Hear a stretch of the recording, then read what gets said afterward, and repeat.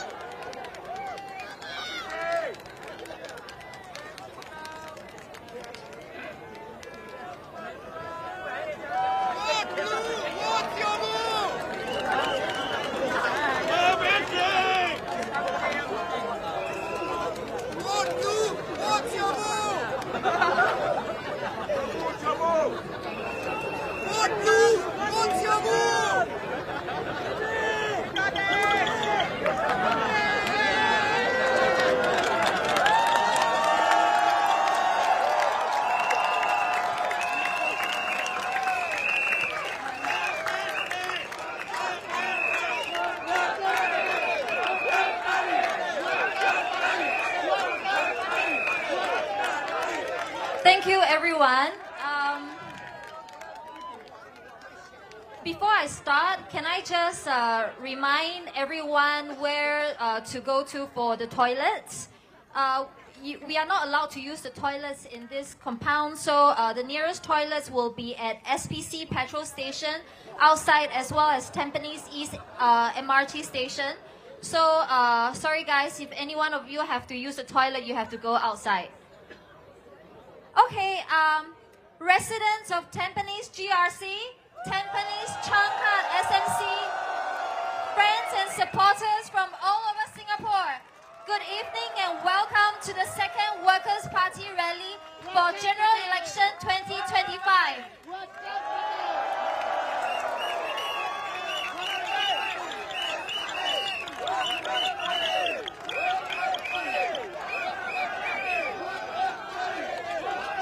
Thank you, everyone.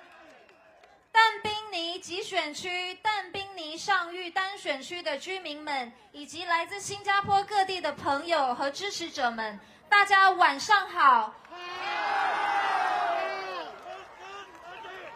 欢迎来到2025年大选工人党的第2场群众大会。I'm Alexis, your MC for tonight. 我是谭佩媛，你们今晚的主持人。Firstly, can I just say that I'm really glad that no one has to brave the element to come see us tonight. And secondly, I feel especially excited to be back here because I've spent almost 25 years in Tampines myself and only moved out 2 years ago. In fact, my first home when I came back to Singapore was right here behind us at Tampines Street 45. So I think I can proudly identify myself as a Tampanesian.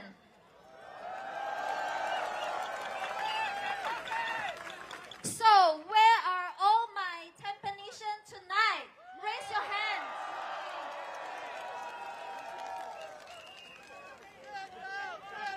Anyone from Tampines Changkat? Raise your hand as well. Thank you. I love our Tampines residents' kampong spirit.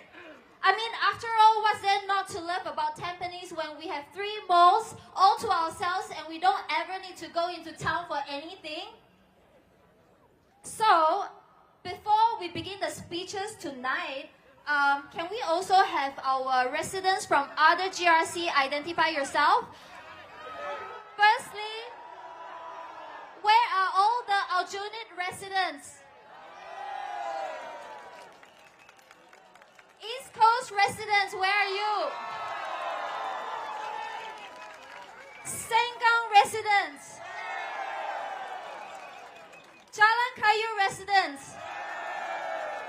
And my GRC Punggol residents. Wow. Okay, it feels like everyone is everywhere all at once. Okay, but don't worry. Without further delay, let me introduce our first speaker of the night, which is none other than my very same team, my campaign mate, Siti Alia binti Abdul Rahim Mata. Let's welcome her on stage right now from Punggol GRC.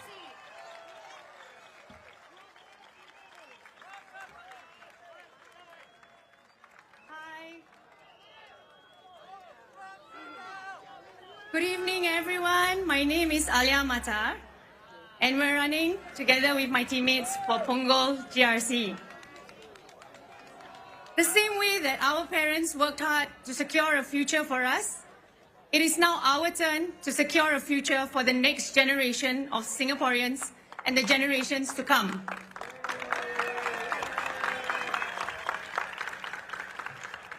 One topic that was repeatedly brought up during the house visits that I joined, as well as in just daily conversations that I have with other parents, are the concerns that we as parents have for our children. The ever-increasing cost of living makes parents think twice about having more children. After all, children will need to be fed and clothed. They will incur medical and transportation costs, as well as daycare costs, enrichment costs, and so on. It is no wonder that in 2024, Singapore's total fertility rate was an historic low of 0.97. I have met quite a few young couples who are holding back from starting families as they wait for their BTOs to be completed, while also weighing the cost of each child that they plan to have. The increase in GST, let me remind you, ladies and gentlemen, is just one more hurdle that young parents will have to face in deciding whether or not to have more children, if at all. We should consider the exemption of more essential goods from GST, including basic food items. This would ease the effects of inflation for low-income groups and offer relief to middle-income groups who may receive less support from GST vouchers.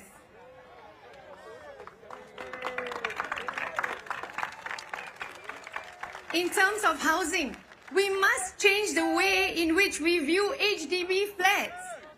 They should not be just wealth accumulation vehicles. They should be affordable homes for Singaporeans to live in. HDB prices cannot continue to increase indefinitely. This is not viable for us, for Singapore, and for Singaporeans.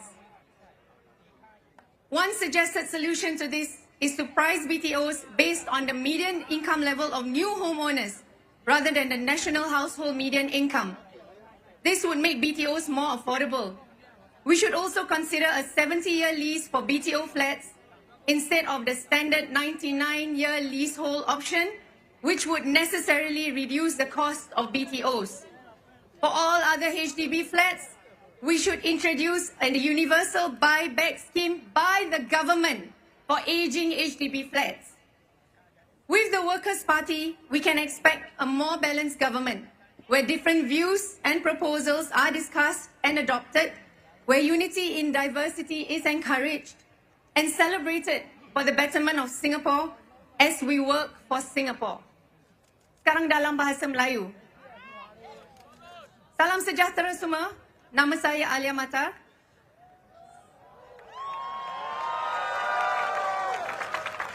Sebagai seorang ibu yang bekerja, saya faham sangat isu-isu yang dihadapi ibu bapa yang bekerja demi membesarkan anak-anak kita.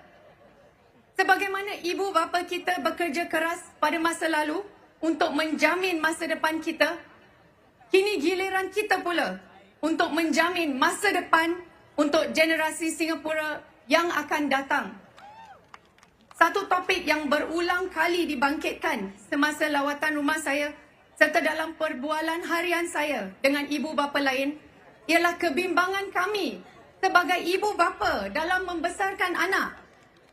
Kos sara hidup yang semakin meningkat membuatkan ibu bapa berfikir dua kali untuk mempunyai anak.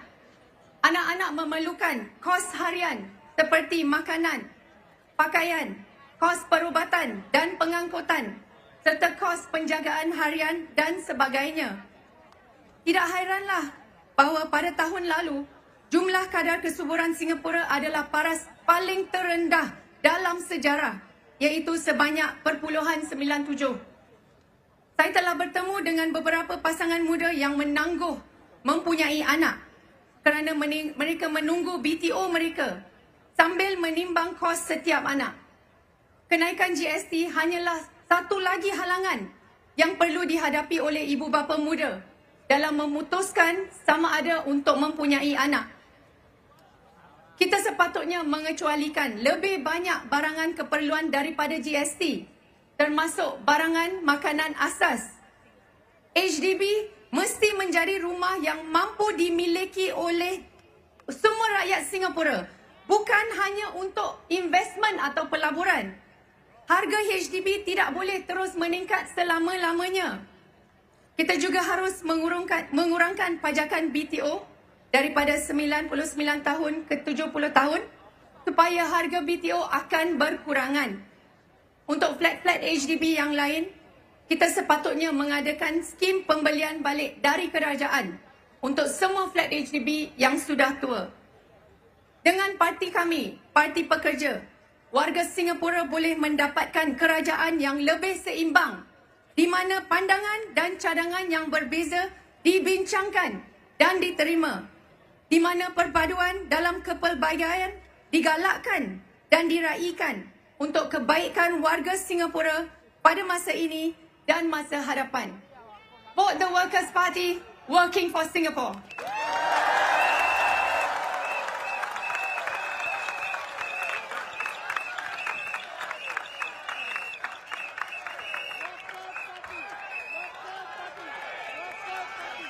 Thank you, Alia. So next up we have our second speaker, who is a candidate for the East Coast GRC. He is none other than Jasper Kwan Hong Wai Kwan Han Wei. Let's welcome him on stage.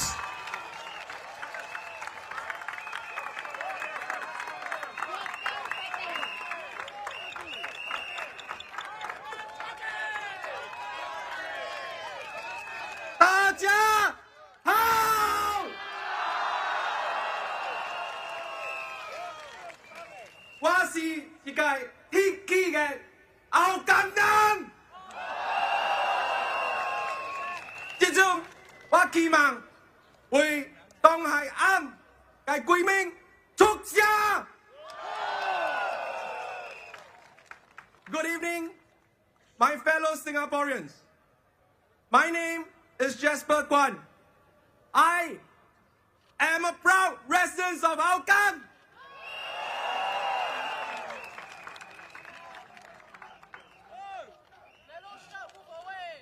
I have been a volunteer at the Hougang SMC since 2020. I would like to thank Mr. Dennis Tan, Mr. Peng Eng Huat, and of course, Mr. Lau Chia Kiang for their mentorship over the past 5 years in Hougang, allowing me to spread my wings and do this for the East Coast GRC. Tonight, I am honored to stand before you as the Workers' Party candidate for East Coast GRC.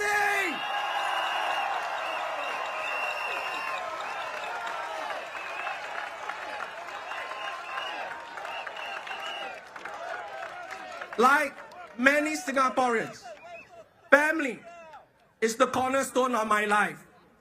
My wife and 3 young children mean the world to me. They are my inspiration, my driving force, and the reason I stand here today. Allow me to share a personal story about my family, one that shaped my decision to step up and run for election under the Workers' Party banner. My wife's parents were originally residents of Hong Kong before they migrated to Singapore more than 30 years ago. It was due to this that my wife and I had the chance to meet, fall in love, and build our family together in Singapore. However, the political situation in Hong Kong has changed dramatically in recent years, leading to yet another exodus of residents after COVID-19. Many of them no longer see Hong Kong as home. Last year, my wife's immediate family gathered in Singapore for a farewell reunion. One family was migrating to UK, while the others were returning to other countries where they are residing now. It was heart-wrenching to watch the elderly hugging one another in the airport departure gate, tears streaming down their eyes, crying as they bid farewell in their long goodbyes. They knew that at this moment, they will be separated by thousands of kilometers uncertain of when and whether they will meet again. For many of my wife's friends and family from Hong Kong is no longer the home they once loved. Unfortunately, I see similarities here in Singapore. A recent Answers.sg online poll of more than 7,000 Singaporeans in 2024 showed that 61% of Singaporeans are considering leaving abroad, citing challenges like cost of living and pace of life. Ladies and gentlemen, 61%. This was a turning point for me. It made me take a stand. It is easy for the government to view citizens like you and me as mere numbers, a small part of a system driving economic progress. But for individuals like you and me, beyond the act of leaving our country, it shakes the very foundation of who we are.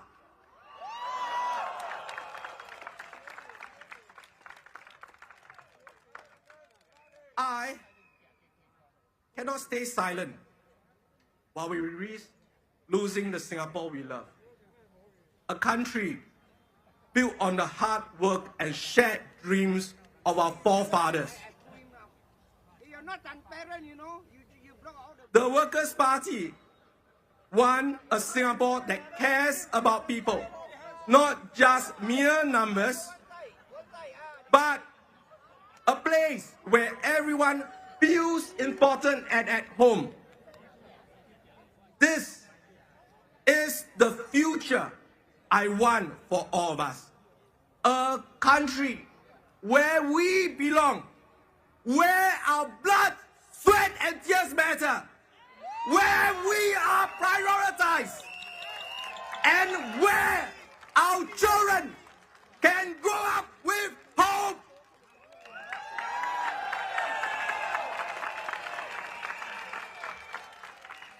I cannot bear the thought of my 3 children leaving our homeland because they have no opportunities here. It will be so painful for me.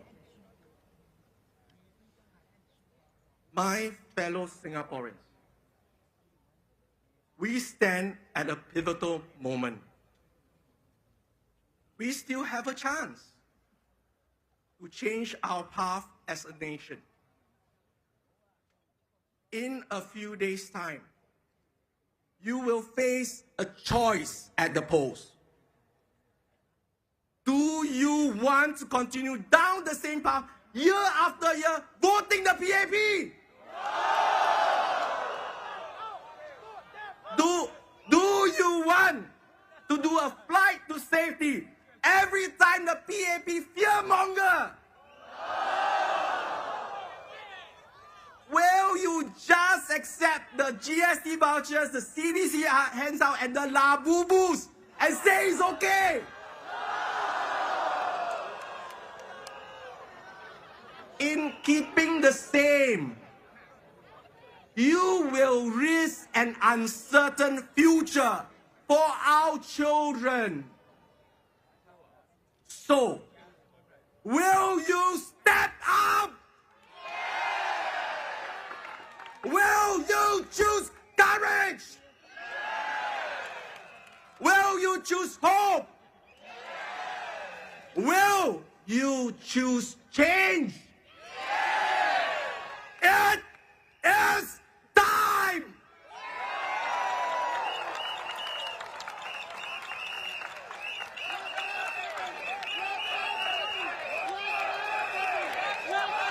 It is time for Singaporeans to shape our nation's future.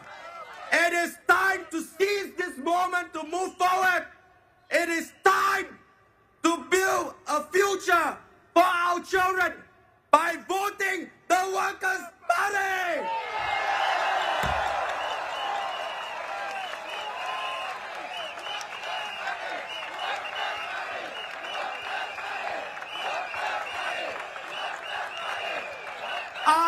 will end today's speech by humbly asking for your support to build a Singapore together. A Singapore where we can feel immensely in love with. A Singapore where we can see our children growing up happily in. A Singapore where you are an important part of. The Workers' Party vision for Singapore will ensure we take a step forward in that direction with your vote. A vote for the Workers' Party is a vote not just for yourself, but also a vote for your children and their children. Your vote for the Workers' Party will make it happen.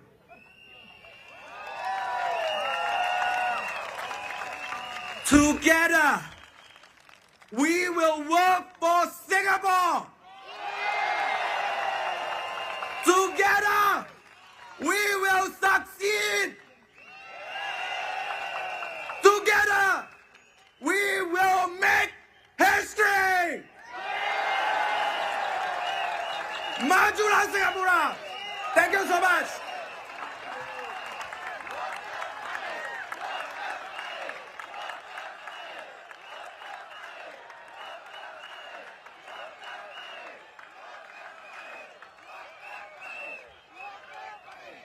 Wow, thank you, Jasper. That was a really powerful speech. Next up, we have another candidate from the East Coast GRC. Let's welcome Paris B. Parameswari on the stage now.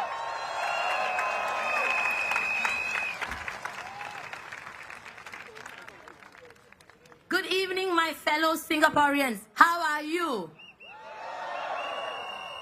My name is Paris V. Parameswari, and I'm one of the candidates for East Coast GRC. I am a patriotic Singaporean, and I belong to the school of thought which believes that humility, honesty, and integrity are paramount. Born in the Chinese Year of the Tiger, I always see myself as a person with a bold and boisterous personality. I served in the Republic of Singapore Navy as a military woman for 6 years.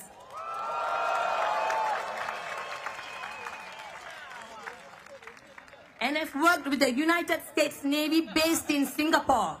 I repeat, based in Singapore for 18 years as a security administrator. I did not fly from the United States as many people have assumed. I served those 18 years in Singapore, my motherland. I decided to step down from the US Navy to step up for the Workers' Party. I joined the Workers' Party as I wanted to be part of a dynamic team. I observed that parliamentary questions were asked fearlessly on behalf of Singaporeans by the Workers' Party. I was content that Workers' Party was the right party to join and to start my aspiration of advocating change for a better Singapore.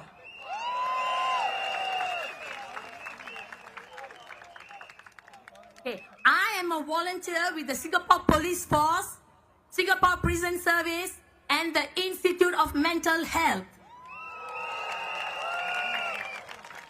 I would like to advocate a change for ex-offenders. We can consider better job opportunities for ex-offenders to support their reintegration back into society without a stigma. Does it matter? Of course it matters. Ex-offenders whom I have supervised or spoken to have brought up that they are offered lower paying jobs such as cleaners, drivers, movers, logistic assistants or chefs, and that their criminal records prevent them from getting better jobs despite their educational qualifications or work experiences. Hoping for ex-offenders to reintegrate with society is one thing, but with society's stereotype hanging over them, is it easy for them to reintegrate, especially when they are not offered better job opportunities? Some organizations simply do not employ people with a criminal record.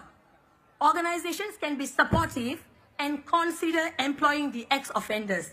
This would also be in line with the Yellow Ribbon Singapore's initiative to let ex-offenders have a second chance in life by empowering them in their employment journey. Next, I would like to talk about another pressing issue in Singapore, mental health.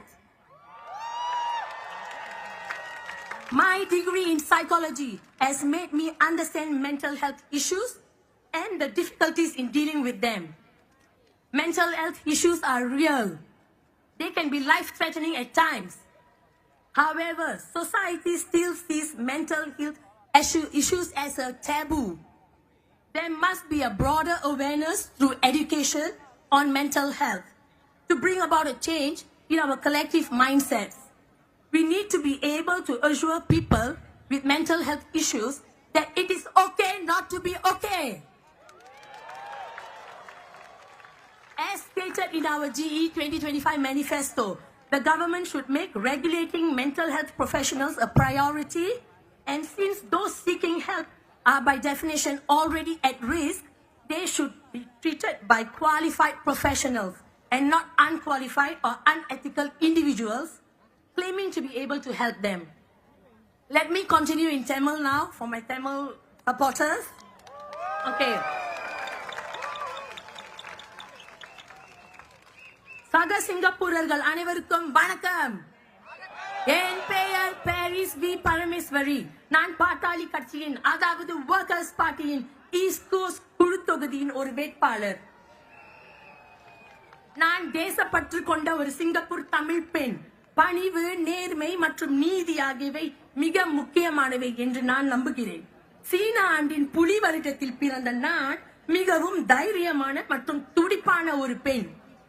நான் Singapore கடற்படையில் ஒரு ராணுவ பெண்ணாக 6 ஆண்டுகள் பணியாற்றினேன்.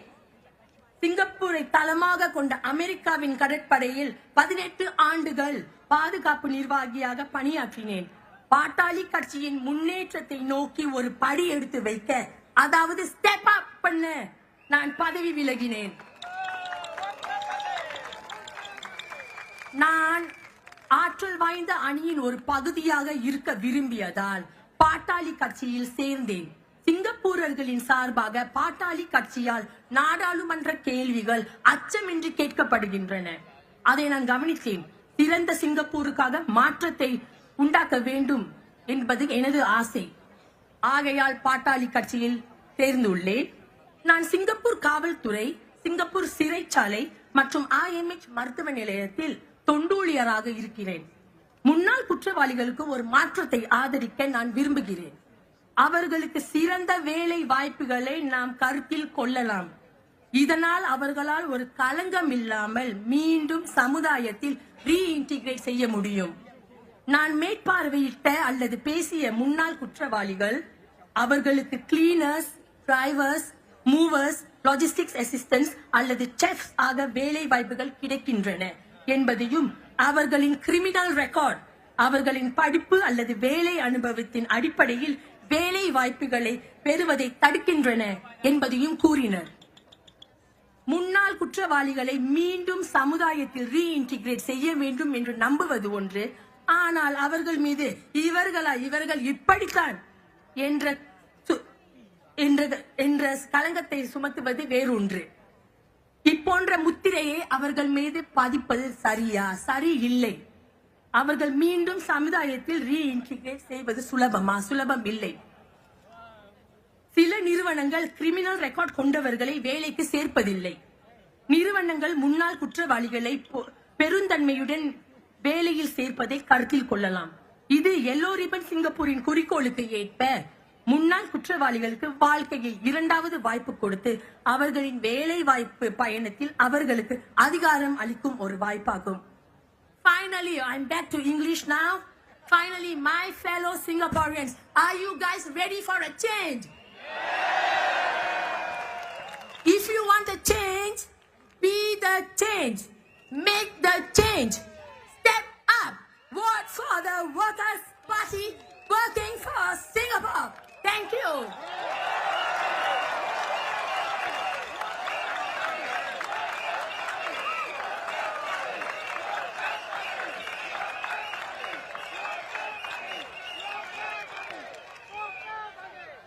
Thank you, Paris. I'm always so impressed when she speaks Tamil, even though I don't understand anything, but it sounds very proficient.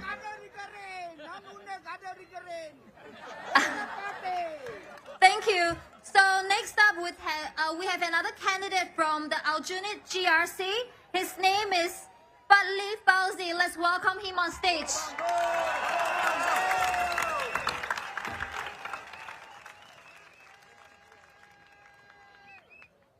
Salam sejahtera pengundi-pengundi Singapura. Nama saya Fadli Fauzi.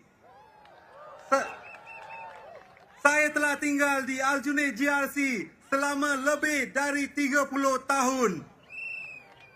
Sememangnya kawasan ini dikenali sebagai East Coast GRC ketika itu. Banyak yang telah berubah, tetapi kenangan-kenangan tempat ini masih kekal di ingatan saya. Saya masih ingat mengambil perjalanan saya ke sekolah rendah jaya setiap pagi.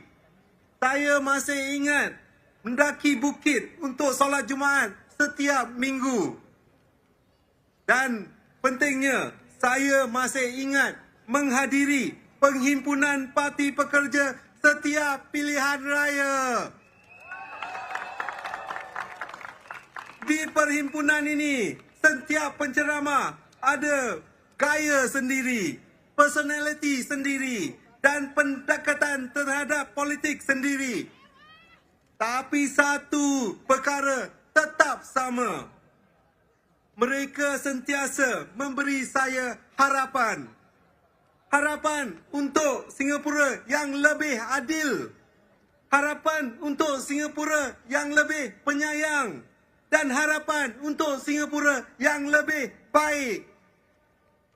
Sekarang saya amat bertuah berdiri di sini sebagai calon Parti Pekerja sekali lagi.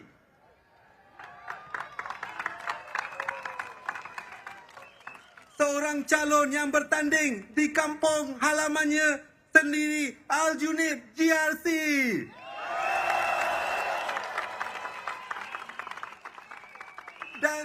Dan saya ingin menyampaikan mesej harapan yang sama untuk Singapura yang lebih baik.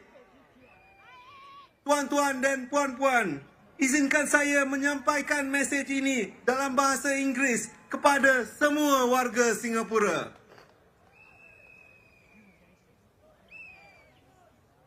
Good evening, voters of Singapore. My name is Fadli Fauzi. In 2020, I had the privilege of running in Marine Parade GRC with the Workers' Party.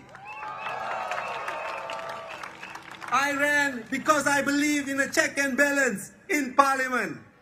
I ran because I believe that no single party has a monopoly of knowledge in Singapore.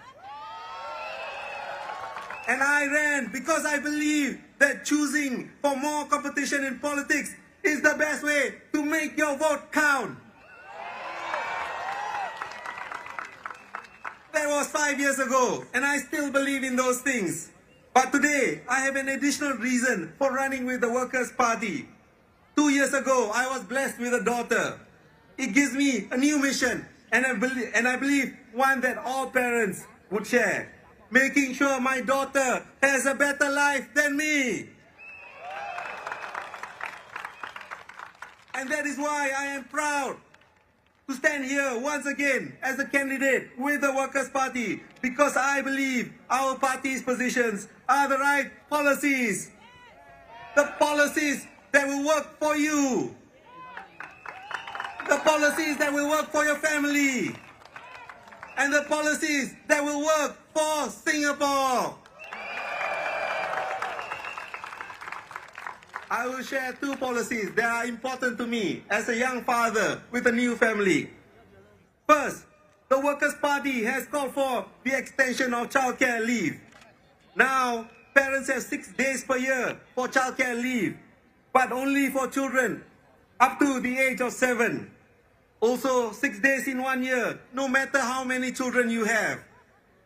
So if you have 3 children, age 4, 7, and 8, and they always fall sick one after another, you still cannot claim more than 6 days.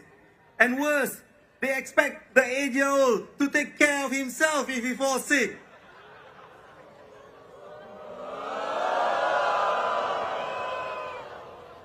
I ask you, does this make sense? As many families will know, this is not enough. When your 8 or 9-year-old child gets sick and can't go to school, someone will still have to take care of them. Or if you have multiple kids, the current cap of 6 days per year for all of them is far too low, since they often will get sick one after another. That's why we believe that childcare leave should be on a per-child basis and last until the children are 12. Parents should never be forced to choose between losing their job and caring for their sick children.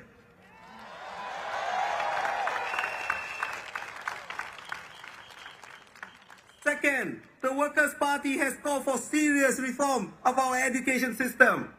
Today, our kids often top international PISA academic rankings. They are number 1 in mathematics, number 1 in sciences, and number 1 in reading. But at what cost to our children? A NUS study in 2023 found that 1 in 3 teenagers surveyed reported mental health symptoms like depression, anxiety, and loneliness. My fellow Singaporeans, my fellow parents, is this what you want for your children? We have proposed smaller class sizes so every child gets more attention from teachers who can watch out for at-risk behavior. We have proposed a 10-year through train program so that we can spare our children from the great anxiety and stress of having to sit for PSLE at the tender age of 12. This is the way we should take care of our children. The Workers' Party has called for these ideas. But do you think the government will listen to us without your support? So if you believe that raising a child should be affordable, vote for the Workers' Party.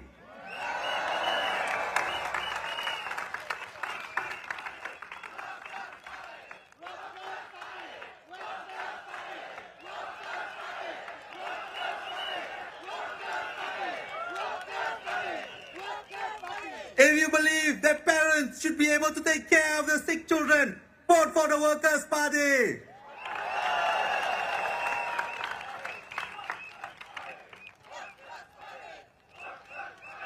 If you believe that the kids should have an education system that supports them better, vote for the Workers' Party.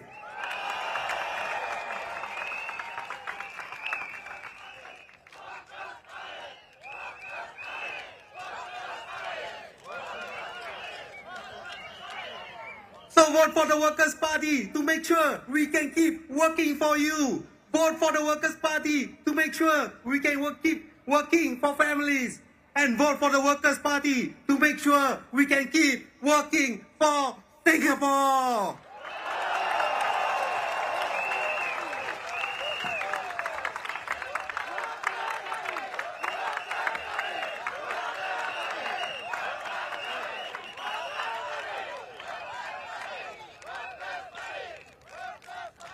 Thank you, Fadli, and thank you for sharing all the changes that we would like to see in the existing system.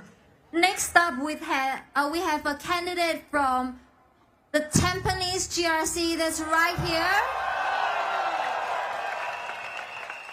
His name is Tan Kim Taek, 陈清德淡滨尼集选区的候选人，让我们欢迎他上台。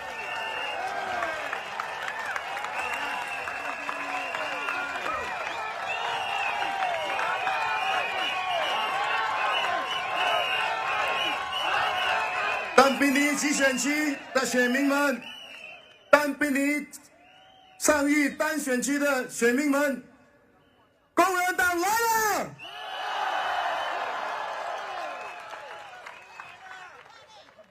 我是陈清德，工人党淡滨尼集选区竞选团队的候选人之一。自我懂事以来，父亲经常会在大选来临的时候提醒我投反对党。我不了解为什么，谢谢。我不知道为什么，也因为对政治没有兴趣，我没有时间顾虑，也没多问。刚服完兵役，学历不高，对我而言，养家糊口是我优先考虑的。至于政策，我觉得身为小市民的我，小人物的我，只能默然接受。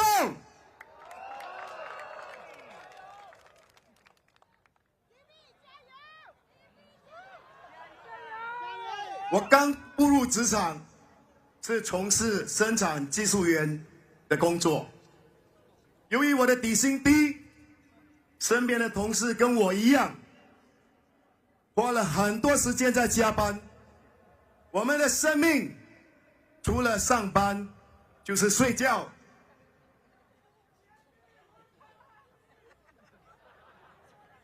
我觉得这不是我向往的人生。所以就上夜校进修，攻读生产管理课程。后来转身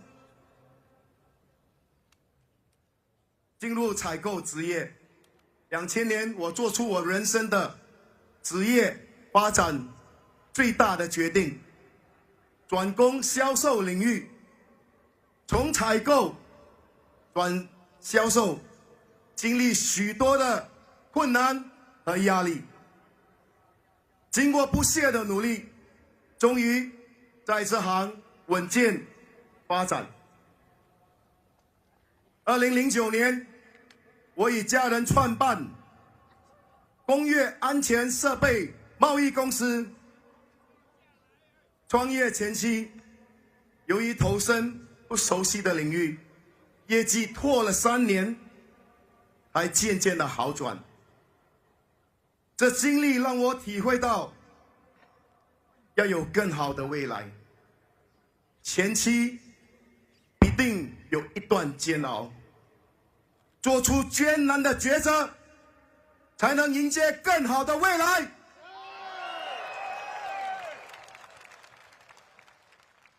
当工人党在2011年大选拿下阿余尼集选区的时候，我开始关注新加坡政治。2015年的大选，当我看到工人党前党魁刘成强先生重新计票时脸上所流露出的压力，我深切的盼望阿余尼集选区的选民们能够继续的支持刘成强先生和他的团队，避免新加坡国会民主进程倒退。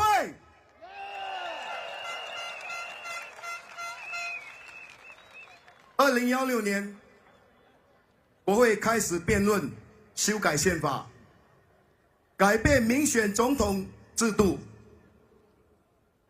我开始密切关注每一场辩论，结局大家都清楚了解。我看到的是一个一党独大的国会，在缺乏监督的平衡下，任意修改宪法。那年，我终于从我的政治睡梦中苏醒。一个健全的民主国家与社会，不能持续一党独大。我相信国会民主，国家需要忠诚可靠的反对党，监督和制衡执政党，才能享有长久稳健的发展与保障。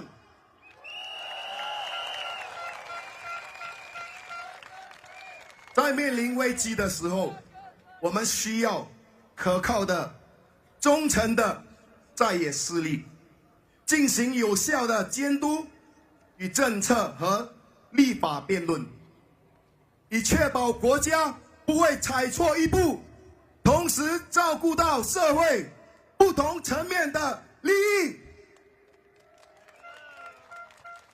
我们不是不劳而获者，不是 free rider。We are not free rider。我们相信国会拥有一个有理智、负责任、有担当的反对党团队，制衡庞大的行政权力，能确保更完善的政策和法律，更可以实现国家之幸福、繁荣与进步，共同努力。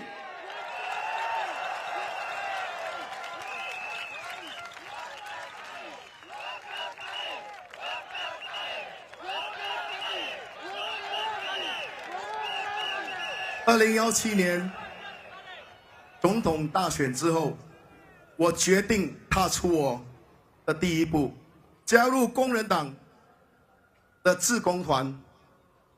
晓得我加入工人党哦，不少人问我为什么加入工人党和政府作对。我的答复，我统一的答复是，我加入工人党不是为了反对而反对。当执政党提出有效的政策时，我会支持。但是如果他推出的政策不能够解决人民的顾虑与担忧时，我会提出相应的修改建议，或提交一套以人民为中心和重心的政策替代政策。2020年大选，我有幸被委任为我之前的讲员巴利的精神经纪人。看到了，投票是保密的，投票是秘密的。如果你不相信的话，加入我们的志工党，跟我一起见证。在这段家访中，生活成本、主物价格、教育费、交通费、水电费等等，都是大家密切关注的课题。在2020年国会辩论修改消费税法案时，工人党呼吁政府在疫情过后经济不明朗的通货膨胀严峻的前提下，考虑调整投资回报贡献框架，将国家储备净投资回报贡献的50%改为60%。最终，执政党没有接上。工人党的中期目标是争取国会1/3以上的国会议席，以确保执政党不能够单方面擅自立定和修改宪法。我相信，在执政党和反对党实力均衡的政治体系下，双方可以推出更以人民为中心和重心的政策。各位淡滨尼集选区的选民们，淡滨尼上虞单选区的选民们，我们的国会民主进程需要大家一起出力。5月3日投票箱做出明智的选择，投工人党一票，让工人党为国效劳。谢谢。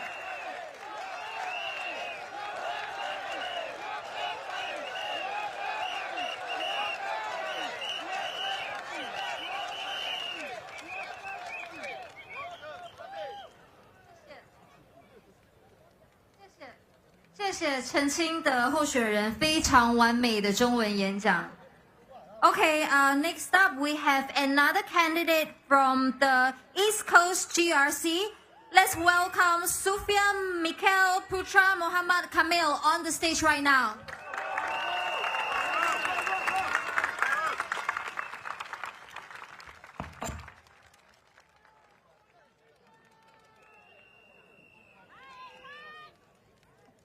Thank you, my friends and fellow Singaporeans.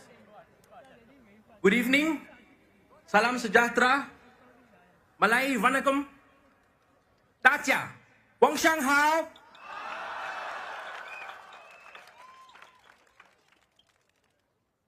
My friends, thank you for joining us this evening. My name is Sufyan, and I am one of the candidates for Team East Coast GRC.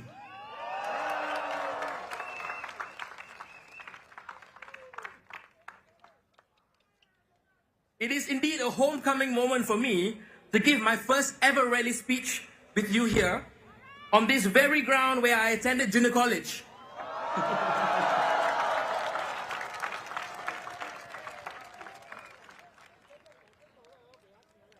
I grew up in the East, and for me, all of us Easties gathered here today truly feels like family. Upon leaving college, I applied for a student loan, and since my return from law school, I have been a practicing lawyer for the last few years.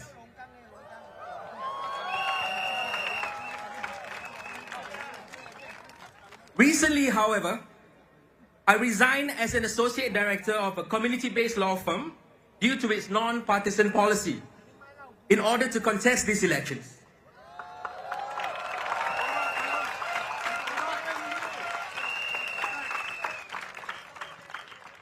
While it was indeed a tough personal decision, the call to step up and serve our beloved nation and fellow Singaporeans was too strong to ignore.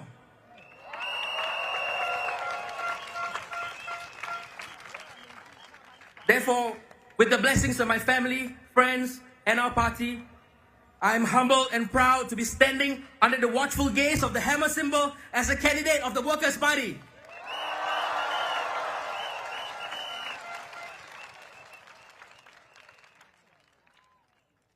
My fellow Singaporeans, some of you may ask, why vote for the Workers' Party?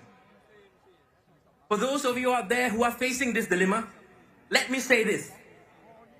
What we are fighting for is to build a balanced political system with political competition, keeping both sides working harder for you, and with multiple viewpoints debated in Parliament. This is the way to strive for better policy outcomes for you, your families, and for Singapore.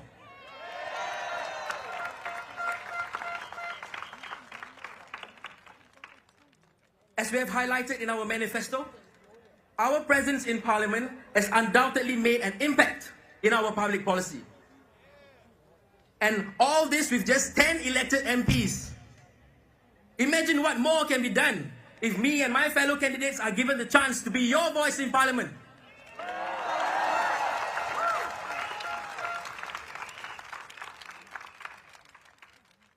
My friends, please allow me to say a few words in Malay. Boleh? Terima kasih. Saudara-saudari, salam sejahtera. Kami dari Parti Pekerja berdiri di sini dengan satu tujuan utama, untuk menjadi suara anda di Parlimen. Kami percaya adalah penting untuk menubuhkan sebuah sistem politik yang seimbang dan bukan hanya satu parti sahaja yang mempunyai kuasa monopoli. Kami juga percaya bahawa idea-idea yang berbeza harus dibahaskan secara meluas. Contohnya, tekanan kos sara hidup pada hari ini adalah krisis yang besar bagi generasi kita, terutama yang terutamanya yang sebaya dengan saya, yang baru saja hendak memulakan kehidupan kami.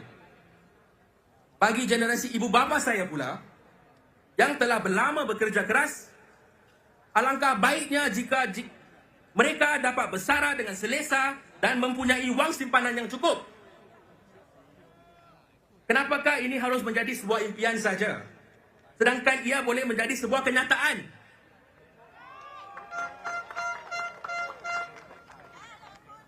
Saudara-saudari yang saya hormati, saya ingin memohon anda semua mempertimbangkan usaha parti pekerja untuk menubuhkan pembangkang yang boleh menjadi suara anda yang berkesan di Parlimen.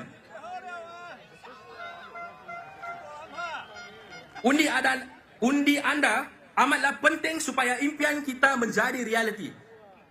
Pada tahun SG60 ini, marilah kita bersama-sama mencorak haluan negara kita ke arah masyarakat yang lebih demokratik, berdasarkan keadilan dan kesaksamaan. Jangan biarkan ini hanya kekal sebagai aspirasi, tetapi biarlah ianya menjadi realiti untuk kita semua.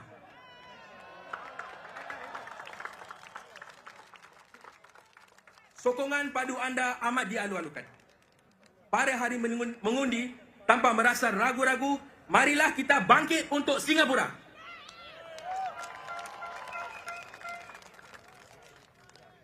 My friends, we in the Workers' Party are standing here for one main purpose: to be your voice in Parliament. We believe in a balanced political system in which no one party have a monopoly over talent and ideas, and we believe that different ideas should be debated extensively, and this need is ever more important today.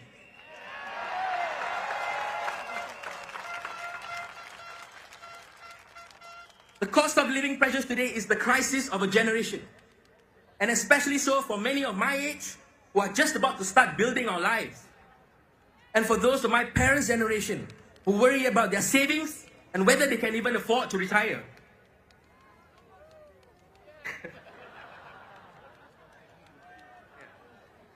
And these cost of living pressures were no doubt intensified with a 2% increase in our GST within just one term of Parliament.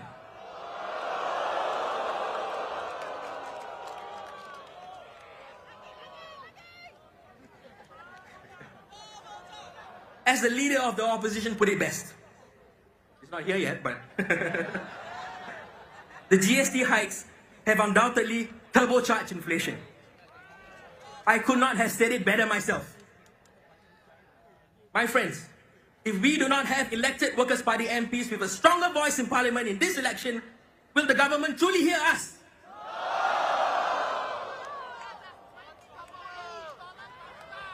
My fellow citizens, the PAP has had a supermajority in Parliament for the last 60 years.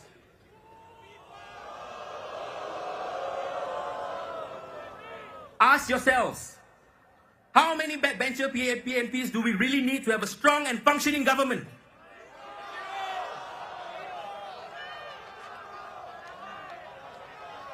Can they speak any more differently than the other backbencher PAP MPs? Can they or do they vote on legislation any different than the other PAP MPs?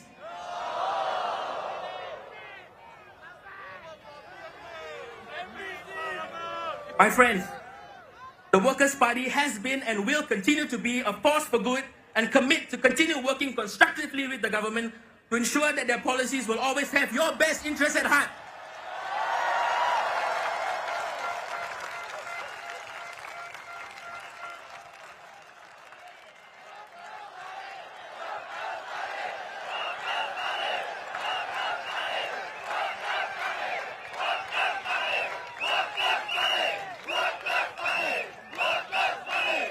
So, please do not worry, for we will be a constructive party and we are ready, willing and able to work with the government for the good of all Singaporeans.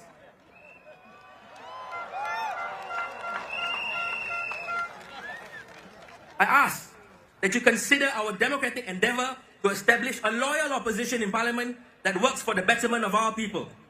Let us build a society based on justice and equality so as to achieve happiness, prosperity and progress for our nation.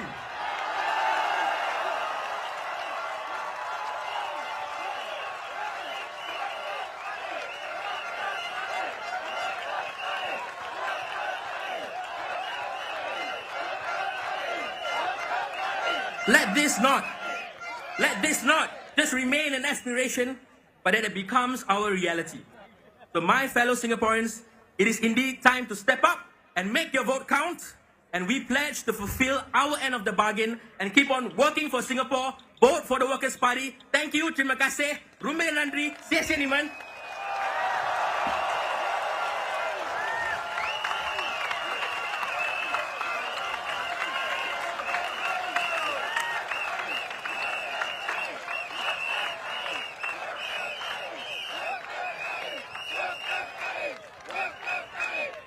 Thank you, Sufyan. You have my utmost respect for quitting your job and stepping up for Singaporean.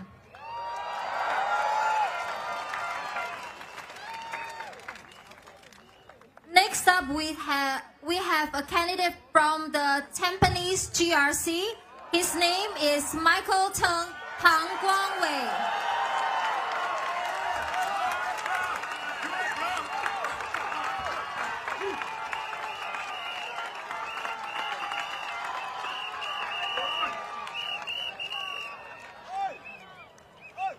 Good evening, Tampines. My name is Michael Teng, and I proudly stand before you as a candidate for Tampines GRC under the Workers' Party.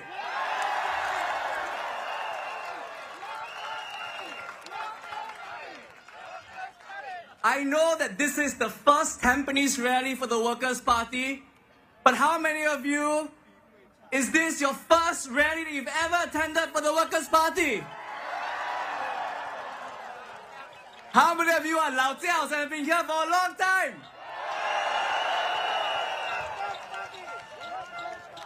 I ask because standing amongst you today in this electric atmosphere, I think about the first time I attended my Workers' Party rally in 2006, some 20 years ago. I was a JC student, not TJC. I changed out of my school uniforms to come to Serangoon Stadium. Took a long journey from the west to Serangoon Stadium. And I remember that at that time, in 2006, I had the impression that Singapore was A-OK. That, you know, other than a few troublemakers that we read about sometimes in the papers, Singaporeans were generally happy with how things were. But that night, arriving at Serangoon Stadium, being amongst the many of you who loudly proclaimed your desire for a different Singapore, for a stronger Singapore, for a more inclusive Singapore, my mind was changed. My mind was awoken, and I wanted to learn more about what was going on in my country. How many of you guys were there in 2006? Some.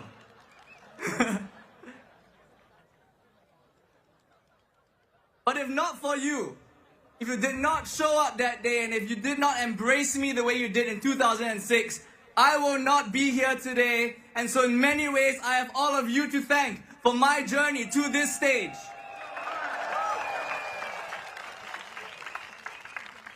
So thank you.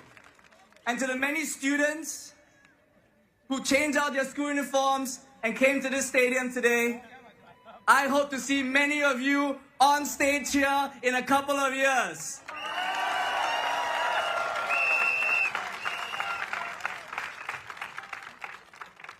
Now, over the past 15 years, I've seen how the Workers' Party has made a difference. Not through catchy slogans or fancy showmanship, but through real work on real issues. The party has never accepted the false choices that were put forward by the PAP.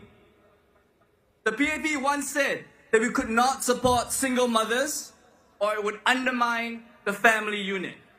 We said we can do better, right? They once said that low-wage workers must stand on their own 2 feet. Otherwise, they would develop a handout mindset. We said we can do better, right? They once said that political diversity would threaten political stability. But I know, and you know, that we can build a system that is diverse without breaking it.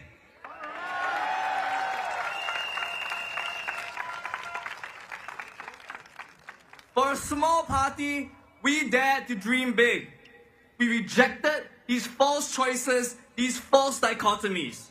We dragged issues that used to sit on the margins and brought them into the political mainstream. That is why today, we don't ask if retrenched workers need support. We ask what kind of support they should get.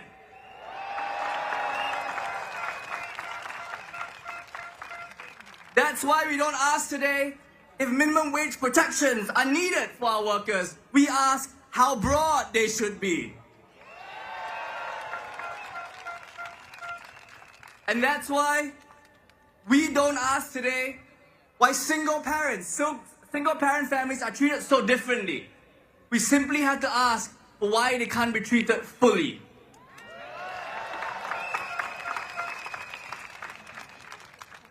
And you know, even the PAP is beginning to acknowledge this. Because just last week, they admitted that the government does not have a monopoly on good ideas, that no one does. But then if so, why should they have a monopoly in Parliament?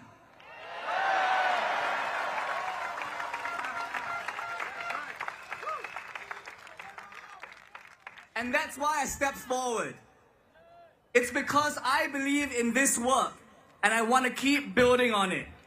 I want a political system where issues can be raised early, openly, and constructively. One that has compassion, and where Singaporeans see themselves reflected in it. Not one where data is withheld from us,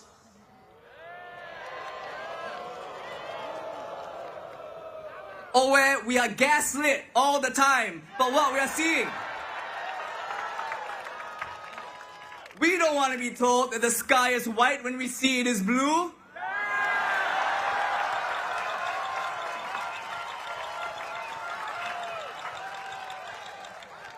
We don't want to be told that raising GST in the middle of record high inflation is good policy when we know it could have been postponed. We don't want to be told that CDC vouchers will make it all okay when we know it is just a band-aid for a gaping wound.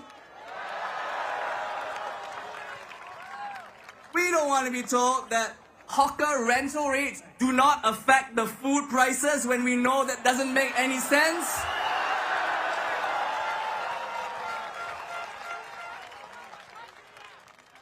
We don't want to be told that after $500 million was spent, the best that Singapore can produce when it comes to the ERP is a clunky 3-unit system. I think we're the only country in the world where technology gets bigger, not smaller.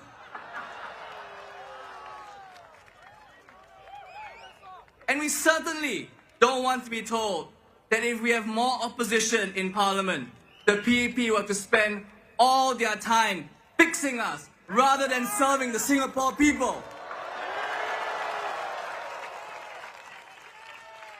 In my mind, answering the opposition is serving the Singapore people.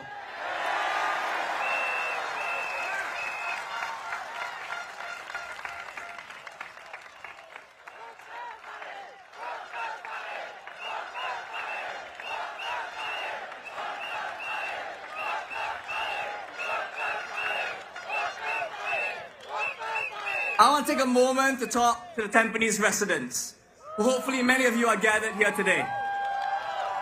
You know, I spent the last year talking to many of you, and I'll tell you, the most common thing I hear is why you take so long to come here.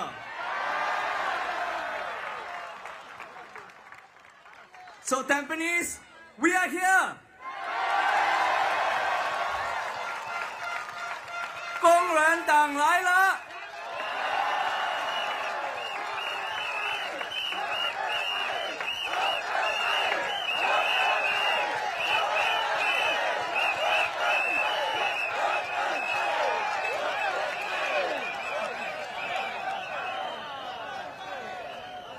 So come May the 3rd, you will all have a chance to make your voices heard. You will all have a chance to build a better Singapore, a more inclusive Singapore, one where your voices are given equal weight in the policy-making process. So I ask you, will you vote for the Workers' Party?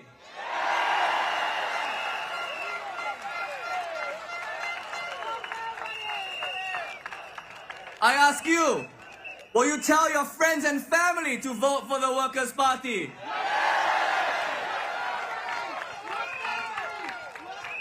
Because we can only win if we do this together.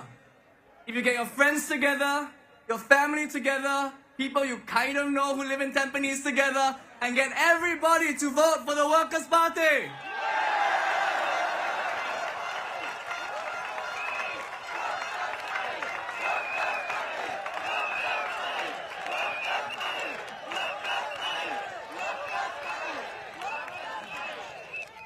Tampines, thank you so much for welcoming us. Vote the Workers' Party.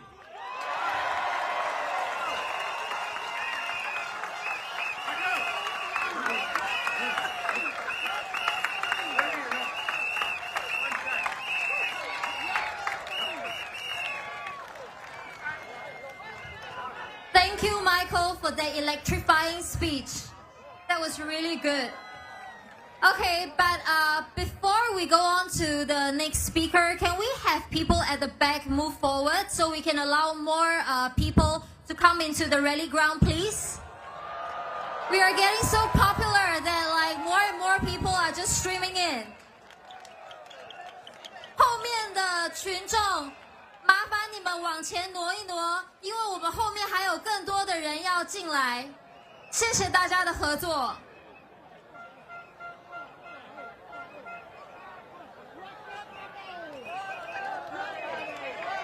Thank you everyone for your cooperation. Let's make more space for people at the back to come in. Thank you.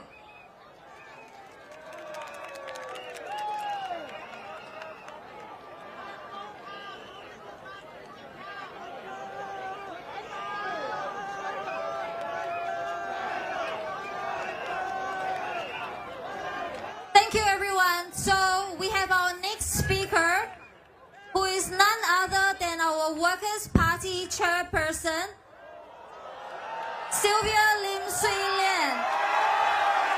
工人党主席林瑞莲女士，欢迎她上台。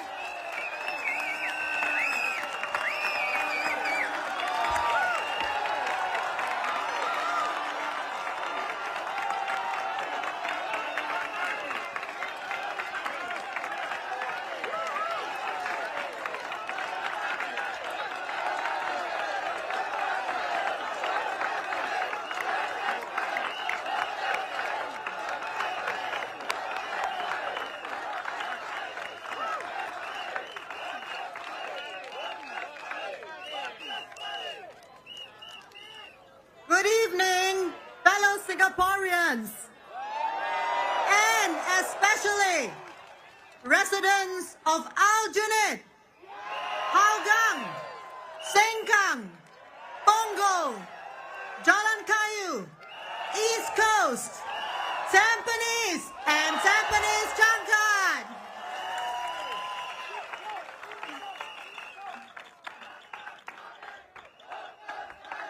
Wow. Thank you. You know, it's been about 10 years since my last rally speech. A lot has changed since then. The last time I stood on this stage, I still had black hair.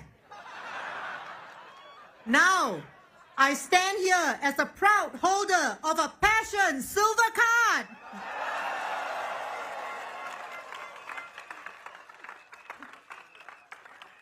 And I also somehow managed to get married.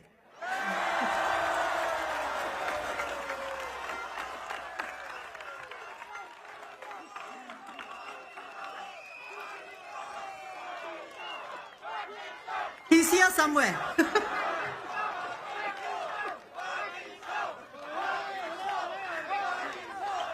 Thank you very much. So my friends, tonight, my speech is about senior citizens. It is dedicated to all my fellow seniors here in this rally and to the thousands more watching online and on their phones. And it also matters to everyone who cares for our seniors in your families and in the community. The march of time is something none of us can avoid. We will all grow old someday, and the challenges facing seniors today will be faced by everyone, sooner or later. And part of the privilege of being an MP for the last 14 years is growing older with our residents, sharing their joys and tribulations as we enter the next stage of our lives. So this is the Workers' Party's commitment to all seniors, present and future. We will continue to stand alongside you to fight for your interests in Parliament, because Singapore would be nothing without you.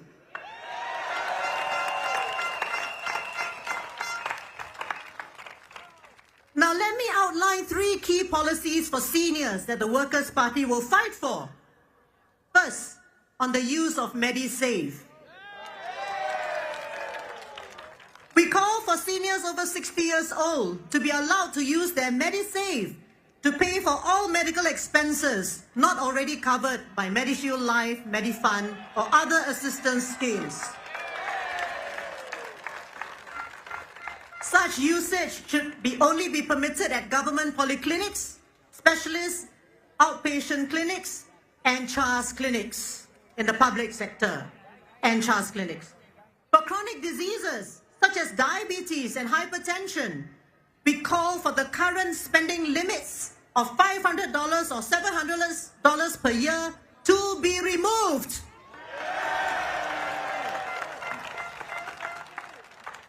Frankly, I don't understand why this is not already the case. Instead, once your annual spending limits are reached, you will have to pay cash out of pocket or ask your children for help, even though you have MediSave balances. Many retirees have no income. Since the money in your MediSave account is your money, why can't you use it to pay for your own essential treatments?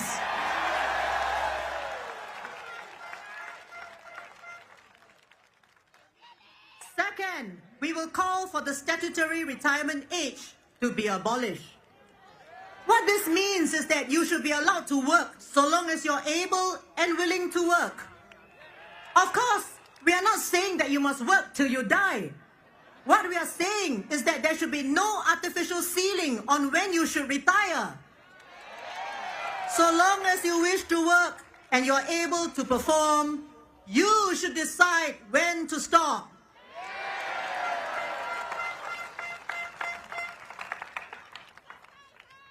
The current statutory retirement age is 63. There are many of us in our 60s. Is it really the case that we suddenly become less able to do our jobs once we reach our 63rd birthday? If you look at the government, are there not PAP ministers who are already past the statutory retirement age?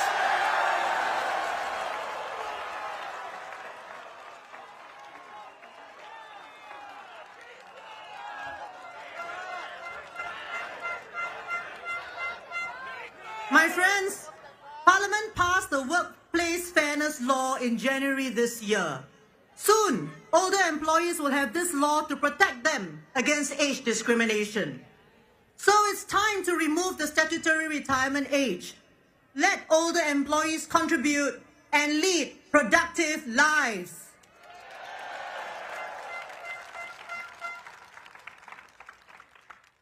Our third proposal is for caregivers. These are family members who provide loving care for our seniors at home. Some are doing so while juggling work commitments. I met one such lady at a coffee shop at Serangoon North yesterday. She asked me why caring for elderly parents was not treated the same way as childcare in terms of having paid leave.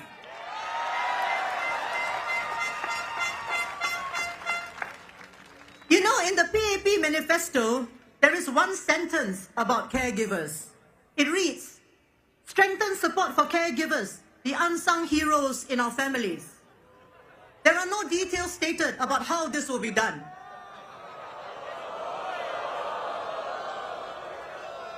Unlike their one line, we have in our manifesto a concrete proposal to assist caregivers in the form of family care leave.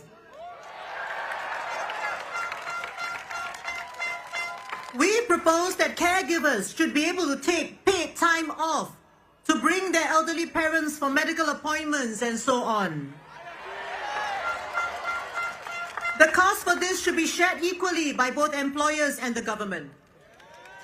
This will send a signal that society values our seniors being cared for at home by loved ones, like that filial daughter I met at the coffee shop. Friends, these are just 3 of the many proposals that the Workers' Party has put forward for our seniors. But if I were to summarize within a single sentence, the goal of the Workers' Party is to enable our seniors to live their golden years with security, dignity, and purpose.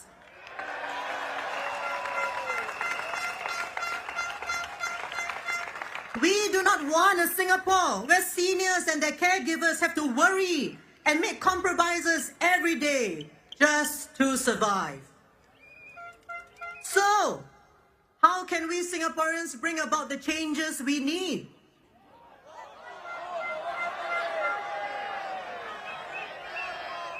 You can see how having competition makes the PAP pay more attention to you.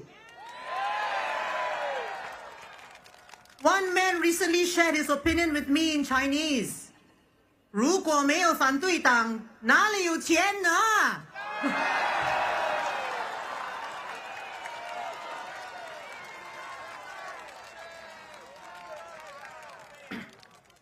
You know, I've been in Parliament for 19 years.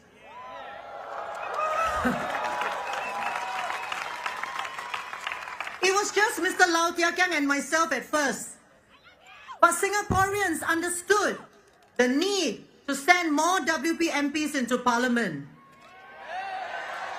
Step by step, from our unit in 2011, then 9 years later in Sengkang, you have seen your voice growing louder and louder.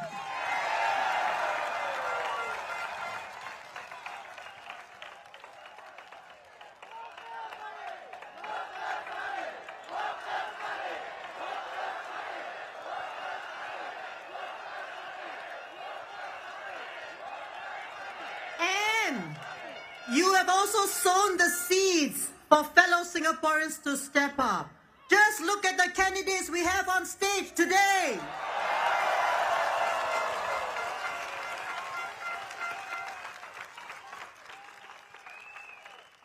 So I say this to you, my fellow citizens. This election in 2025, remind the government that it was seniors who built this country. Send a strong signal that more needs to be done for seniors to live with security, dignity, and purpose. So come 3rd of May, make your vote count. At this election, let's create our own kind of silver tsunami.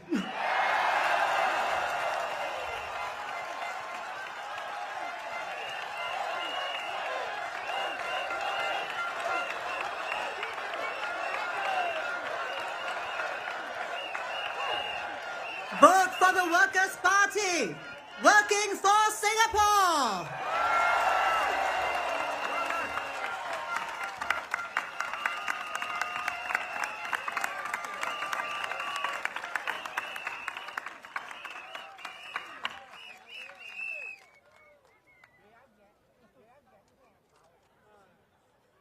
Thank you, Sylvia, and thank you for your contribution. As one of the longest serving MP from the Workers' Party, thank you for your contribution to Singapore's democracy.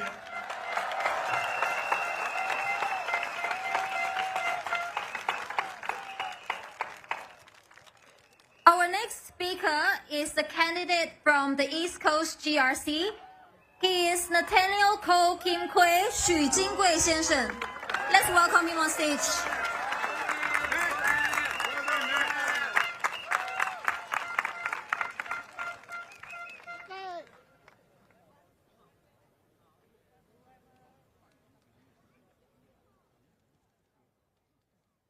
Fellow Singaporeans, voters of East Coast GRC, voters everywhere, whether you are watching online or here in person in this rally site or in the blocks out there, thank you for joining us.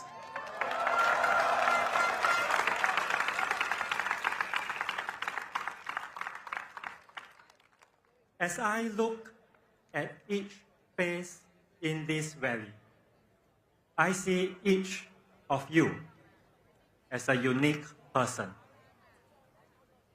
Each of you touch your heart, have your own story to tell, your own pleasures and treasures of life. And you are here because you want a better future for yourself and your family. You are here because you believe in a future where your hopes and your dreams can be fulfilled.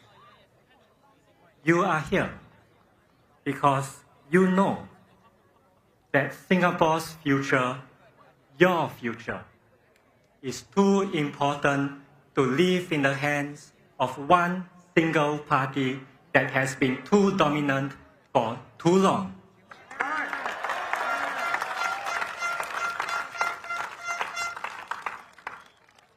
For many years, we have walked with you in your homes, in your void decks, in your coffee shops, in your hawker centers. You shared with us your stories, your struggles, your hopes. You spoke about the rising cost of living. You spoke about the challenges of finding affordable housing. You spoke about childcare, healthcare, and getting meaningful jobs with a fair salary. Those are not just policy issues for politicians. Those are the realities you face every single day of your life.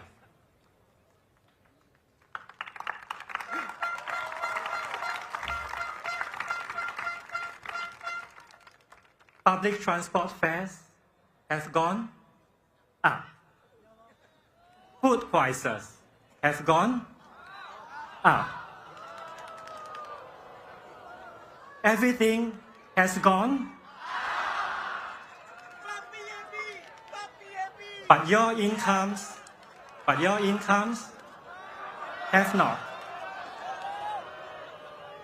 And even if they have, chances are they have not kept up with your cost of living. Chances are they have not kept up with your stage of life. Whether it may be caring for your elderly parents, looking after your young children, or just having enough to live on and to save for your golden years. I get it. My wife and I have been married for 11 years.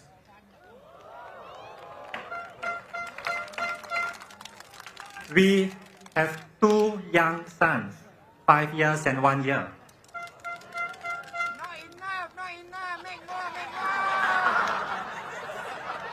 We have elderly mothers in their mid-70s. We live in a BTO. We take public transport every day. We want the best for ourselves, our family, our children, our country. You want the best for yourself, your family, your children, your country, Singapore.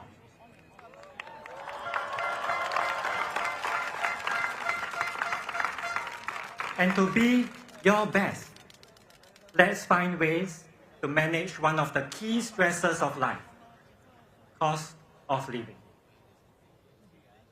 A show of hands. A show of hands. How many of you are feeling hungry right now? I'm feeling hungry too. My stomach is rumbling. And I'm sure our candidates here are hungry as well. They are hungry to serve you on the ground and in Parliament.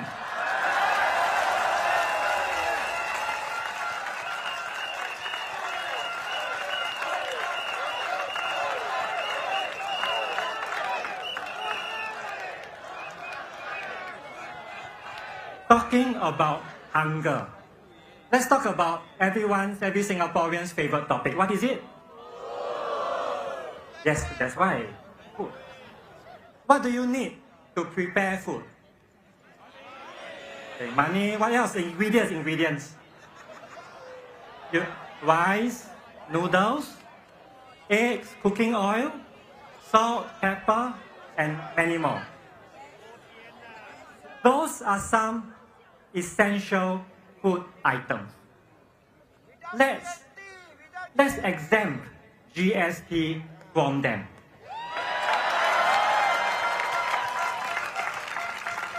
We can do it. Singapore already has a list of items that are exempt from GST, like gold and silver. So if gold and silver can be exempted from GST, why not rice and cooking oil? We can do it. Another show of hands. How many of you eat at coffee shops? I'm sure everybody does. If you raise your hand, if you do, yeah, or raise your hand in your heart also can. And anyone knows how many coffee shops there are? Give a guess, give a number. All right, about 800. Half owned by HDB, half owned by private operators. Between 2019 and 2024, HDB kept rents stable for most of the coffee shops they own. And when rents stay stable, food prices tend to stay stable too. It makes sense. So if stable rents help keep food prices stable, why not bring coffee shops back to HDB? We can do it.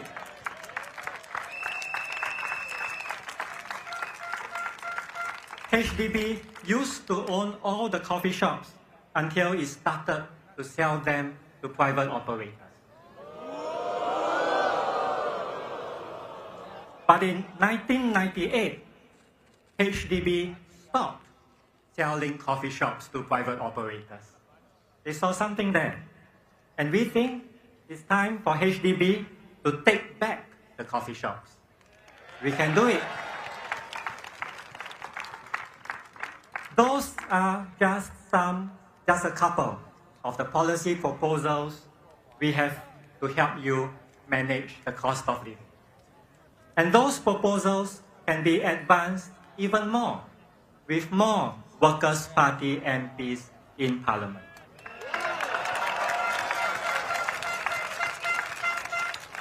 We don't need one party to have all the power. We need balance.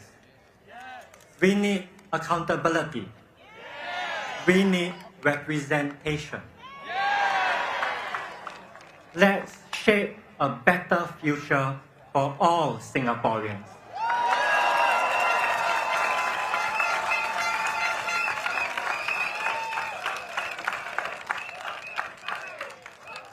We can do it.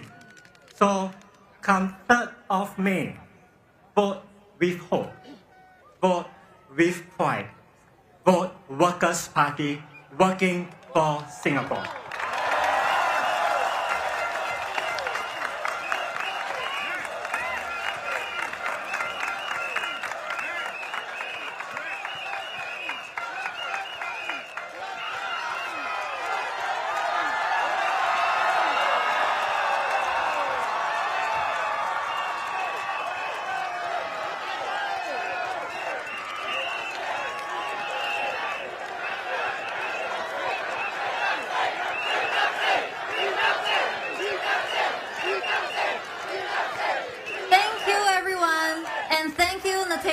For the very thought-provoking speech. Next up, we have our very special SMC candidate, Kenneth Fu Sek-Kwan, who will be contesting in the Tampines Changkat SMC 淡滨尼上域单选区的候选人福测官。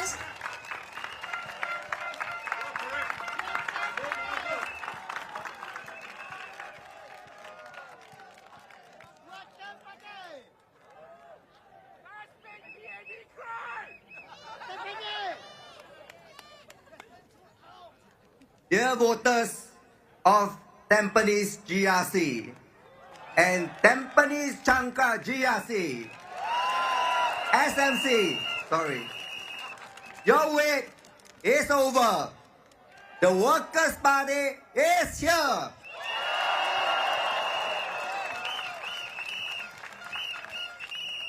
We have a lot of supporters by the stands today.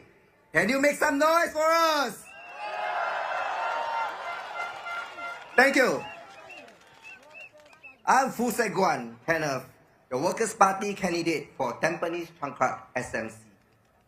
Before I continue, please allow me to say a few words in our national language, Malay.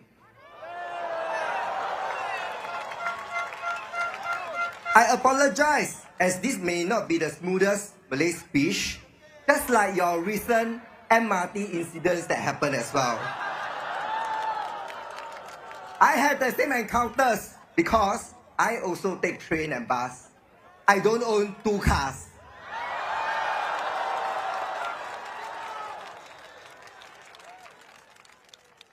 Salam sejahtera Tampines Changkat.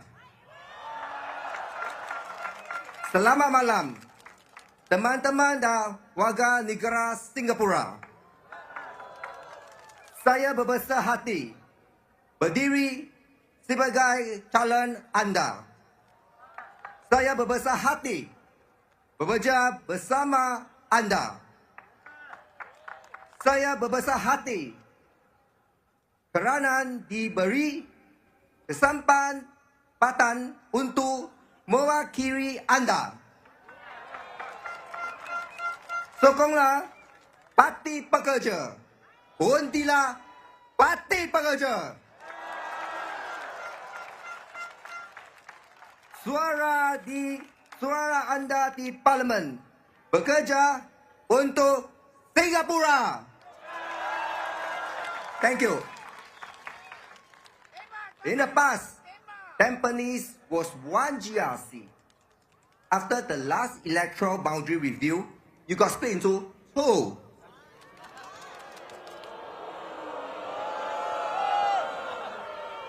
Feels like East and West Germany, North and South Korea. But don't worry, the Workers' Party has the plan.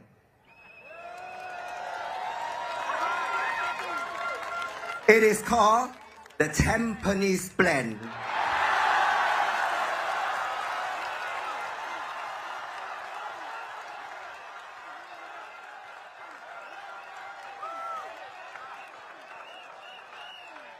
You, voters, vote in all the WP candidates in Tampines, including me, and we'll form one town council. Make us one big family under one roof.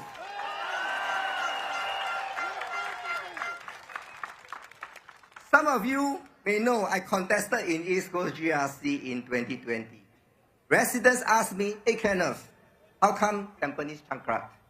I asked myself, what do I bring to the table?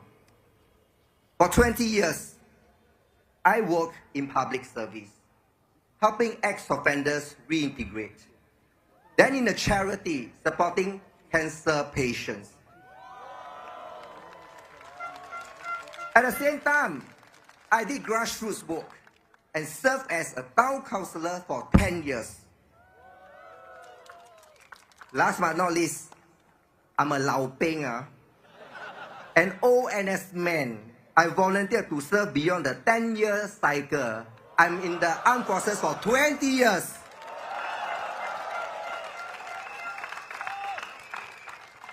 I gave 20 years of my life serving the underprivileged, serving Singaporeans, serving our country. And now, if you give me the chance, I want to dedicate the next 20 years of my life serving you.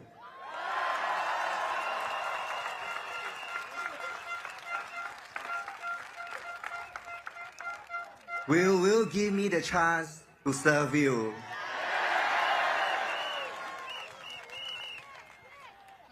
From my walkabouts in the past few days, I heard many concerns.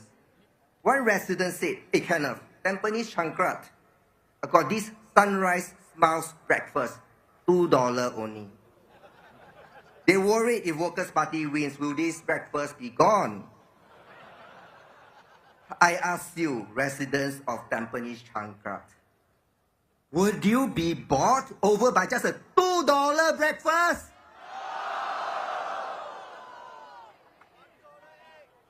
Let's break it down. $2,000 可以吃海天楼了。First, why do we need to have a special offer in the first place? This is because cost of living is escalating. Inflation goes up. And Singaporeans like you and me are feeling the pinch. Second, who absorbs the cost? It's the business owners. Their costs go up, you'll pass it back to us again. So don't be fooled. There's no free lunch. Third, even if CDC is paying for the difference, ask yourself, again, would you just go PAP because of this $2 breakfast that they give you? Come on lah, PAP. With your multi-million cabinet, you can do better than this for Singaporeans.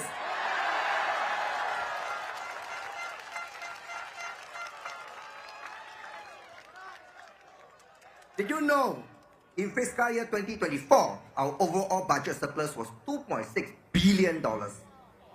And this fiscal year 2025, our budget surplus is expected to be even higher at $2.7 billion. If the PAP really want to treat you, they need more than kopi, kaya toast, ice cream. Ask them to bring out the siu mai ha kao xiao long bao. And I say also free flow of roti prata as well. So I say, Singaporeans, don't be taken for a ride. If something feels like a scam, call Scam Shield.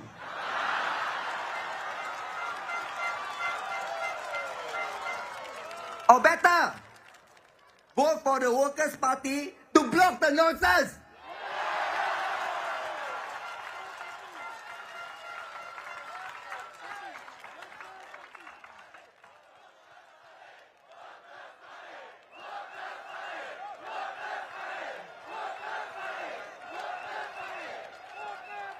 I must finish the speech, not the later Feng Fei Fei kind when summon me.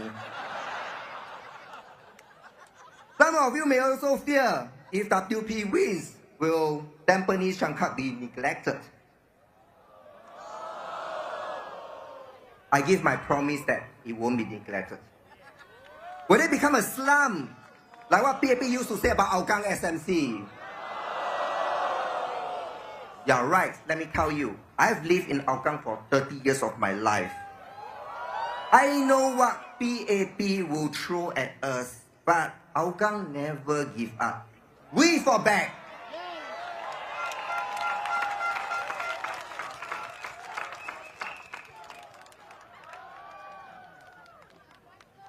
Yes.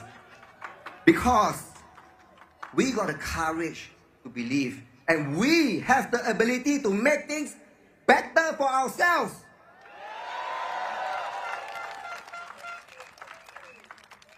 When the PAP say, no sheltered linkway, no problem. Hougang Town Council use our funds, we build our own.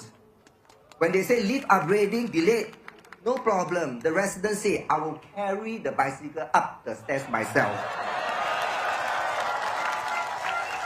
No town council, no problem. Mr. Lau build it from zero. This is the Singaporean spirit. We don't live in fear. We live with hope. And this is what we fight for. And I promise, if elected, I will fight till my last breath for the welfare of Tampines Changkat residents.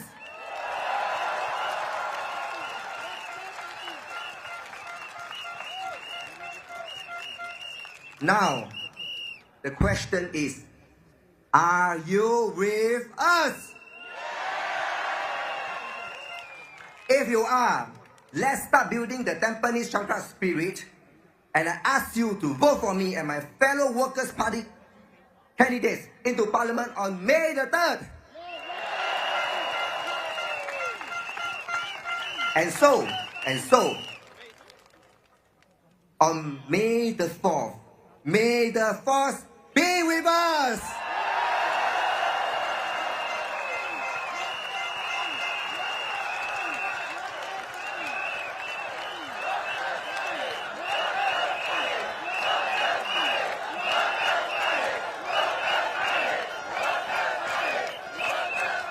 Vote for the Workers' Party so we can keep working for you and for Singapore.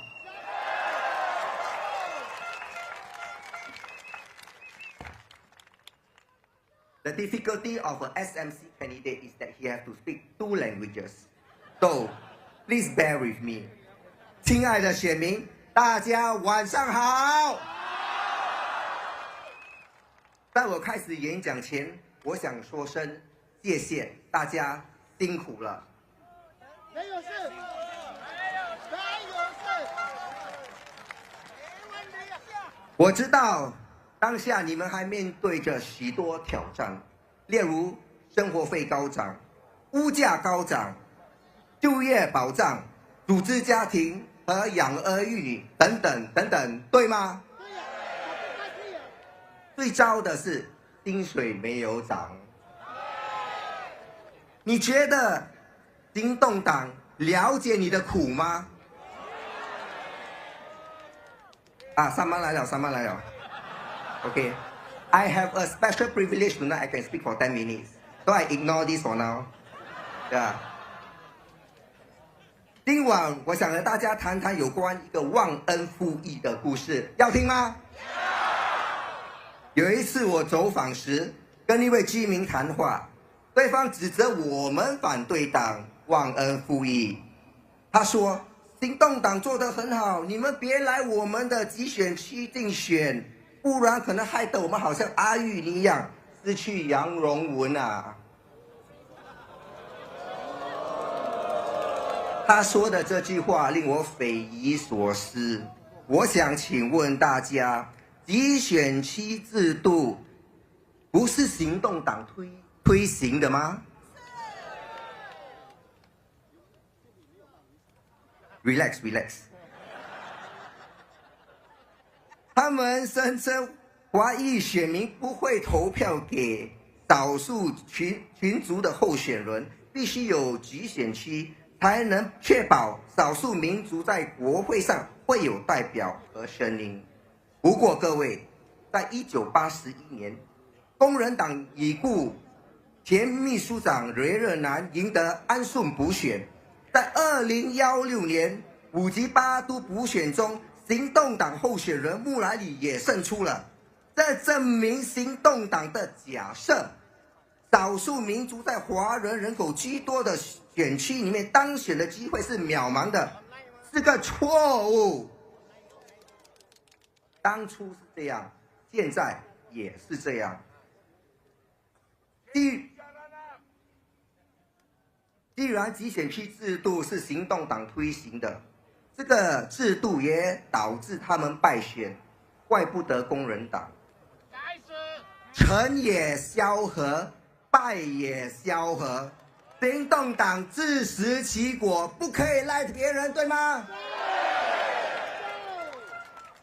所以工人党一直以来主张恢复单选区制，以1人1票的方式选出自己以为有人才并有能力代表选民的议员。I'm going to continue to ignore her for a while. Yeah， 可以吗？众怒难犯啊！呀，我请，因此我不会打喊了。我跟我们的秘书长说，我要出征单选区，和 BAB 的候选人单挑。我请上亿的选民和我并肩作战，不畏强权，打破一党独大的局面，让上亿区名垂千史。我其实还有一个 story 要讲。OK 啦，他们讲没有时间聊了。OK， 没有办法，我的 story 很长。但所谓万事俱备，只欠东风。现在能不能把工人党的团队这些具备有献身精神的人和有才干的候选人选入国会，成为大家的代表，就差你手中的那一张票了。我希望淡滨尼上域的居民给我这个机会为你服务。我虽不才，从年轻的时候就爱读《三国演义》，其中最让我热血沸腾的就是诸葛亮写的《出师表》。收了，我要收了，不用怕，要收了。引述他的名言：我希望为选民鞠躬尽瘁，死而后已。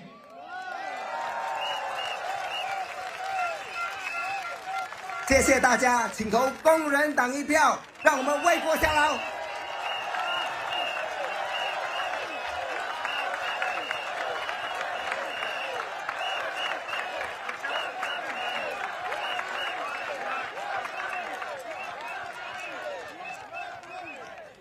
Thank you, Kenneth, for your wonderful Tampines plan.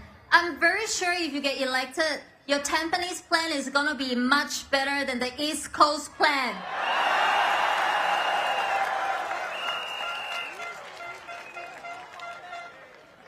Okay, the next speaker is a candidate from the Tampines GRC.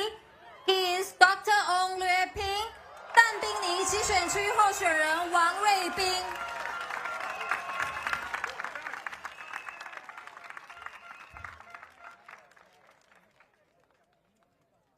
My fellow Singaporeans and dear residents of Tampines GRC, a very good evening to you. I am Dr. Ong Lue Ping. I am a father of 3 teenagers aged between 14 and 19. Gabo, enough or not? Like most parents, I wish my children can grow up to be safe, healthy, and happy. While I believe they have a good chance to grow up safe and healthy here, I am not confident that they can grow up happy in our current Singapore. As a veteran parent of 3 PSLEs, I have experienced firsthand the stress and anxiety faced by our students and their parents. And like most of you, I worry about the rising cost of living in Singapore and its impact on our families. My fellow parents, I want to ask you these questions. Do you constantly worry and ask yourself these questions every single day and night? Can we provide well for our family and our children? Can our children find jobs after their education? Can they even afford a HDB when they grow up? In my work as a psychologist at the Institute of Mental Health for the past 22 years, I have witnessed firsthand the negative impact of our pressure cooker system on the mental health and well-being of our Singaporeans, especially our young people.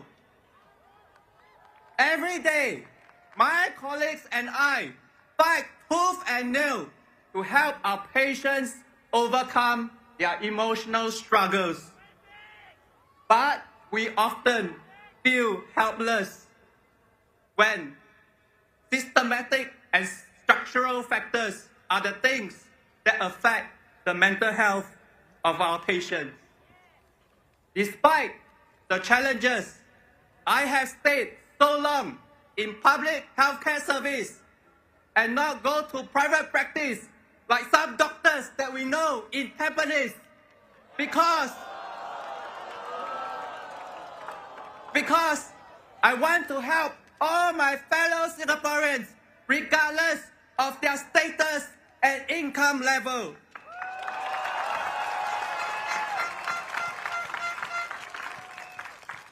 But in my heart of hearts, I know I should do more for the country I love and the Singapore I'm grateful for. From my professional expertise, I am keenly aware of the potential danger of groupthink when suboptimum decisions are made to conform to group norms and unity. As a Singaporean, one of my greatest concerns is the development of groupthink in the highest decision-making body of the land and its impact on ordinary Singaporeans. Therefore, I'm closely aligned to the Workers' Party's conviction that there needs to be more loyal and patriotic Singaporeans who dare speak truth to power in Parliament on behalf of you, my fellow Singaporeans.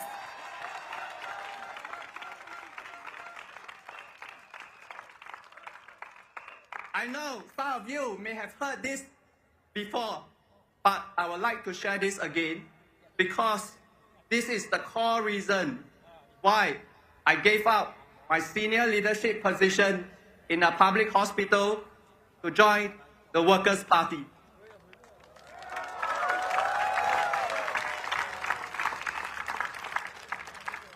In my younger days, I used to subscribe to the government's philosophy that a rising tide lifts all boats. However, after years of public service, I begin to realize that this principle only works if all the boats are built the same and are sailing in calm waters. In reality, only the most privileged in society gets to sail in cruise ships. And what do us ordinary Singaporeans sail in? Bumboats. And what do the most disadvantaged and vulnerable in our society sail in?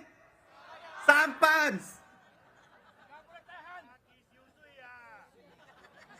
In our current volatile, uncertain, complex, and ambiguous VUCA times, a rising tide may still lift a cruise ship, even in stormy and choppy waters, but will likely overturn some of the bumboats and sink most of the sampans.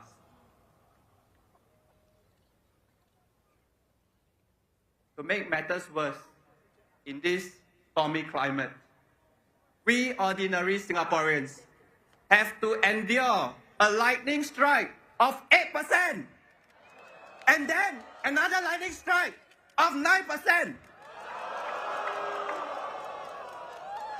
Therefore, I think there is an urgent need for us to advocate for more socially just and equitable policies to address the structural challenges of our sampans and bamboos. My fellow Singaporeans, the Workers' Party recognizes that in any policies, there are always trade-offs. The question for me is not so much what are the trade-offs, but more of who are the ones being traded off. Therefore, I believe there is a need for more people to stand up, to speak up for those who are left out and left behind in this policy trade-off. My friends, I have spent my entire career in the past 22 years helping my patients overcome their daily struggles. Now, I think it's time for me to step up and step forward with the Workers' Party to also address the daily struggles of my fellow Singaporeans in Parliament.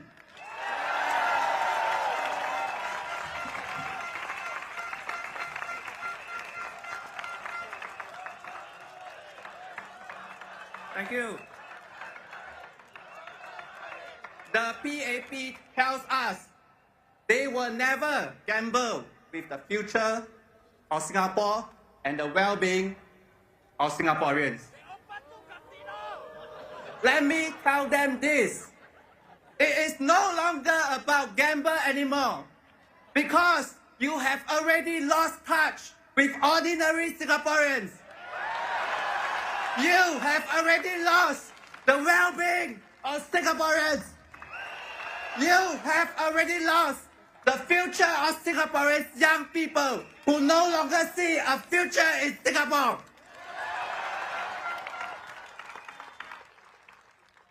So, to the young and not so old, if you desire, like us, to hammer the nails of social injustice and inequality in Singapore, support us and the Workers' Party. And to our pioneer and Merdeka generations, sir and ma'ams, we owe you a debt of gratitude for your service to the nation. But now, we have to ask you to do a little bit more. If you desire for more people who dare to speak truth to power in Parliament on behalf of you, support us and the Workers' Party.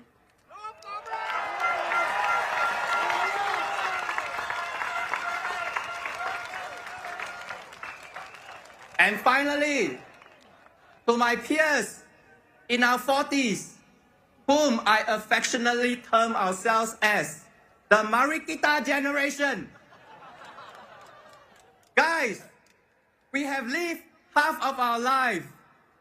It is time to decide what we want to do for the second half of our lives. Do we want our children and future generations of Singaporeans to be burdened by the siege mentality and the perpetual state of vulnerability that our generation has been burdened with? Or do we want to stand up together to tell the PAP 4G leaders that Singapore's best is yet to be? And together, let's be the hope of a better age for Singapore.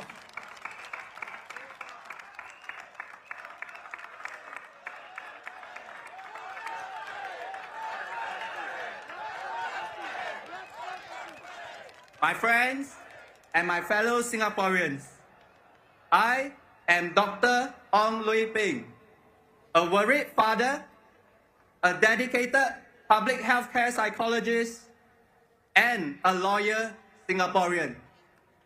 This is who I am, and building an inclusive, fair, happy, and a better Singapore is what I stand for.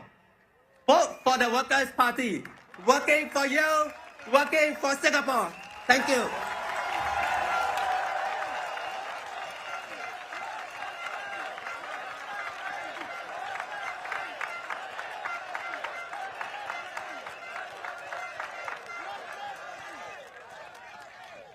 Thank you, Dr. Ong. Another respectable candidate that has stepped down from his job to step up for Singaporeans. The next candidate that we have is also from the Tampines GRC. She is Eileen Chong Pei Shan, 蒋佩珊淡滨尼集选区的候选人，欢迎她上台。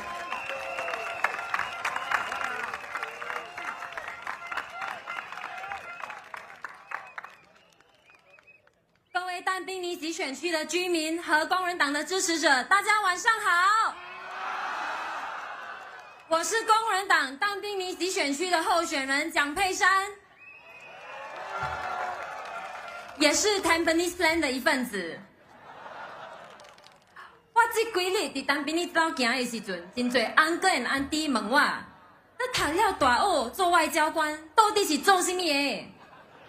我今日来甲你人讲，简单讲，会使用3个字来解释，包甲了啊。但是呢，我的福建话无安尼好，我这阵用当然话来讲啊。外交官必须注意什么？分析其他国家的政治、经济和外交境况，并与其他政府部门一起推进双边和多边的合作。我们也参与策划总统、总理以及其他部长海外的出访行程，并陪同他们出访。其中最重要的任务，就包括在为国外遇见困难的新加坡人提供领事服务。身为外交官，我为国家和人民服务了将近7年的时间。如今，我以工人党候选人的身份站在你们的面前，希望淡滨尼的集选区的选民们能给我以另一个方式为新加坡效劳。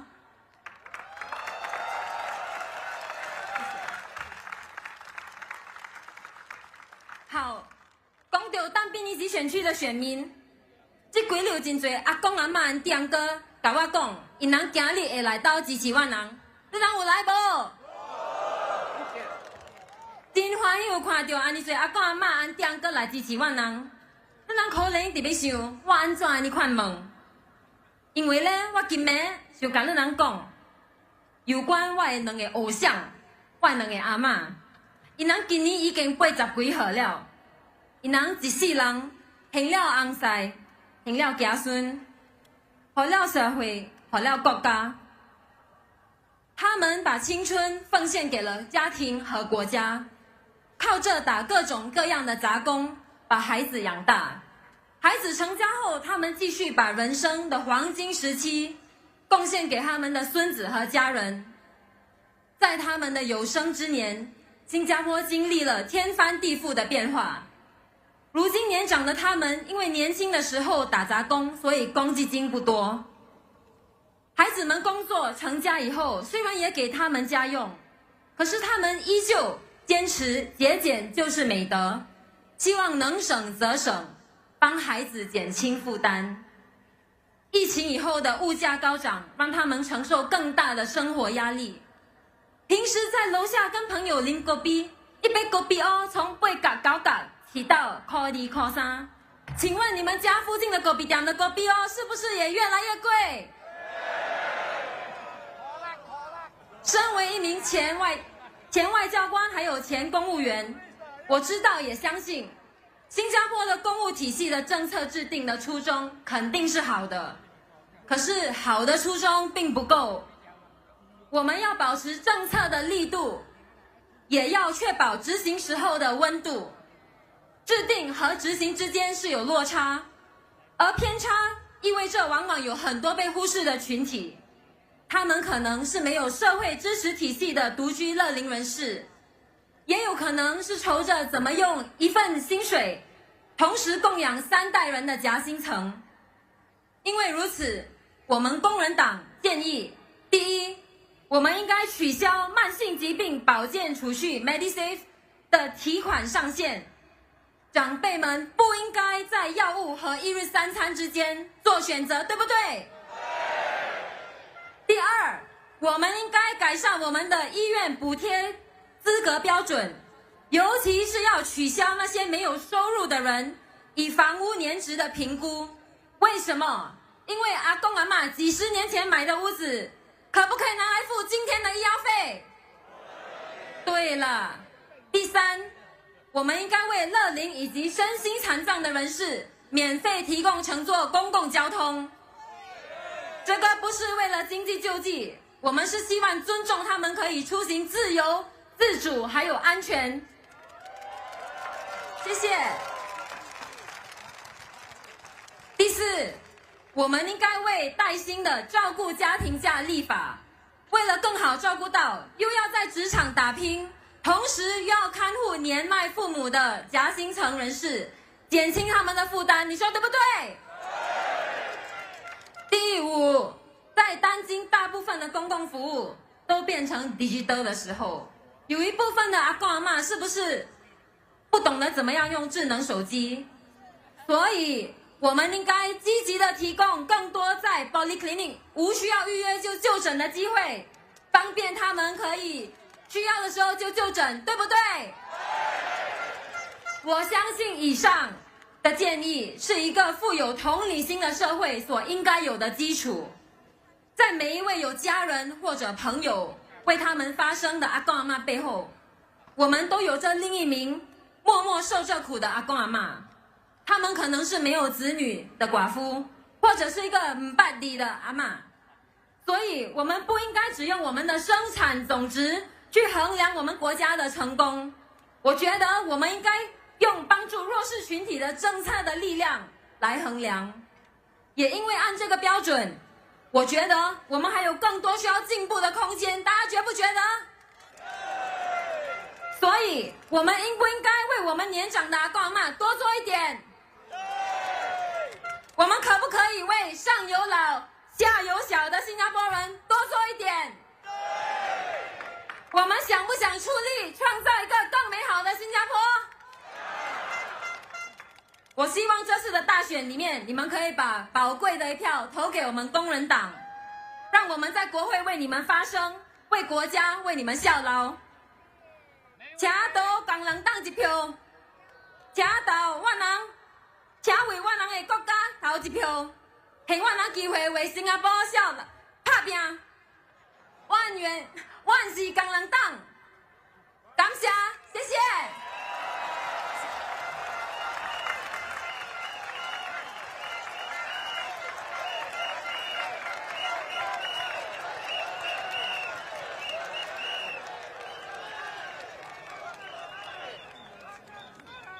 Thank you, Eileen, for your amazing Hokkien speech.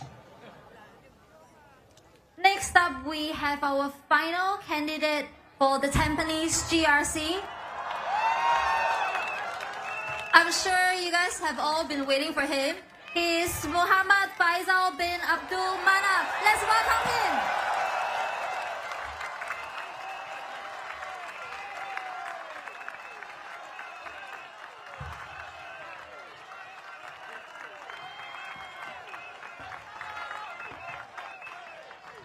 Thank you, everyone.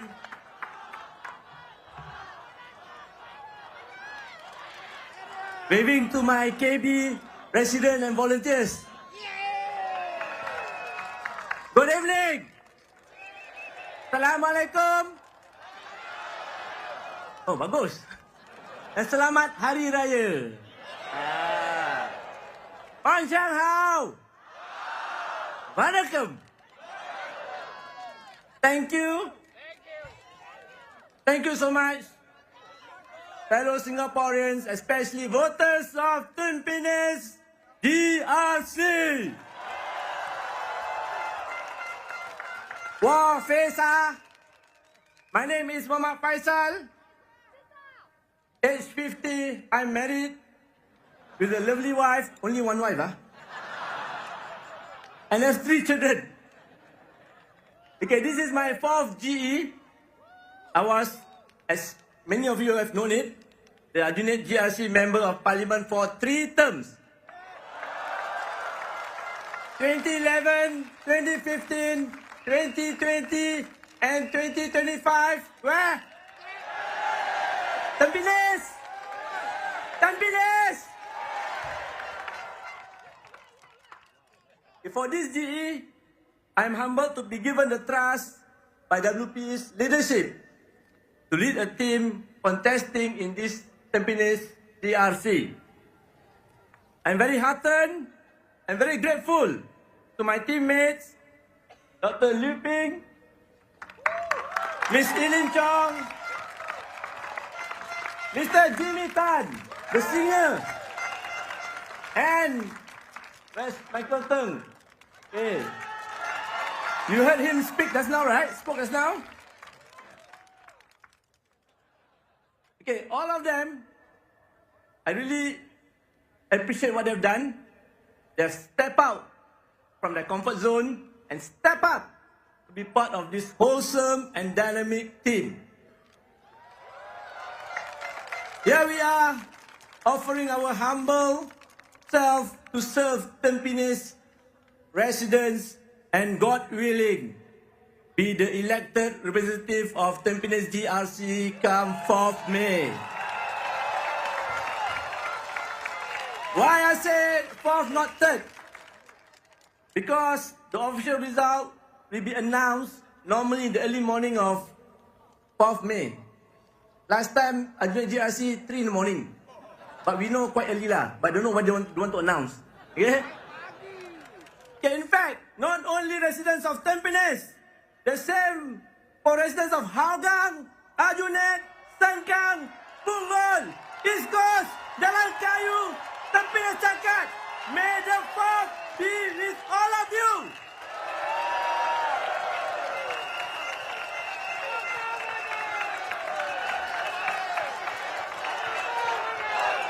Thank you. We have limited time. Okay, before I share one very important point on Singapore politics, I would like to say a few words to my former constituents of Kaki Bukit Ward of Aljunied GRC. Hopefully I don't cry. Residents of Kaki Bukit Ward of Aljunied GRC, with full of humility, my heartfelt thanks to you for turning me into a better person in my 14 years life journey with you all.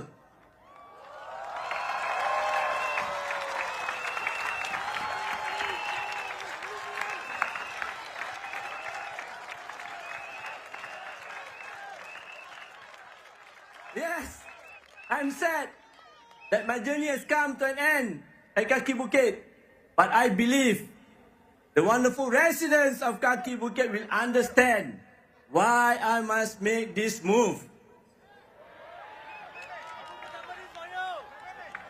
And a big and sincerest thanks also to all my dedicated and committed KB volunteers. Where are they?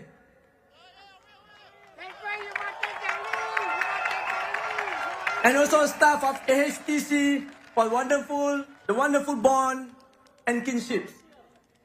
Again, with full of humility and sincerity, I seek your forgiveness for all my shortcomings during my 14 years of service in Kaki Bukit. Now, allow me to pledge my commitment and recite my oath to you, residents of Tampines GRC. I am a minority candidate, a Malay Muslim. Regardless, I will serve the residents of Tampines GRC regardless of race, language, or religion equally and to the best of my ability. Similar to how I serve my multiracial and multi-religious communities in my former Kaki Bukit ward. This is my commitment and my oath, witnessed by all of you and God.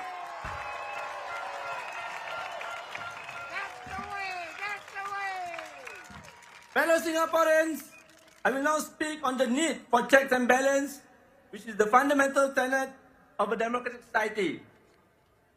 I believe many of you here will remember that many years ago, our President, Mr. Tharman, who was then Finance Minister, was quoted as saying that he thinks a strong opposition is good for the PAP and for Singapore. He said good, good for Singapore and good for the PAP, right? More recently, in a podcast interview with the Straits Times in March this year, Minister Ong Ye Kung did touch on the point that the elections are about producing an effective system of government. It was reported that he mentioned, I quote, "Of course, in people's minds now, they are thinking it's a good outcome, that is, a PAP government, but with the opposition as check and balance. That's a good system of government. I don't disagree," unquote. I would like to thank our President, Mr. Tharman, and Mr. Ong Ye Kung for acknowledging the need for a strong opposition for the betterment of Singapore. Fellow Singaporeans, the next question is why the Workers' Party? Why WP? It is because we, the Workers' Party, are a loyal opposition. Loyal to who? Yes, loyal to Singapore and loyal to all of you Singaporeans. WP, work hard as we want Singapore to remain as a shiny red dot. WP will work hard as we want Singapore to be a warm home and affordable place to live in for ourselves, for our family, and our generations to come. WP will work hard so Singaporeans can have a balanced and a dignified life. WP will work hard so Singaporeans could enjoy their life upon retirement. WP will work hard to build a caring, inclusive, a democratic society so as to achieve happiness and progress for our nation. Fellow Singaporeans, especially voters of Tampines GRC, how does WP plan to do this? WP has produced a 122 pages manifesto featuring 125 policy proposals. Apart from these proposals, we have also reflected 15 policies which have been adopted in some form. I do hope you find the time to go through our proposal. You cannot go through, no time already. See? I haven't go through time already. Okay.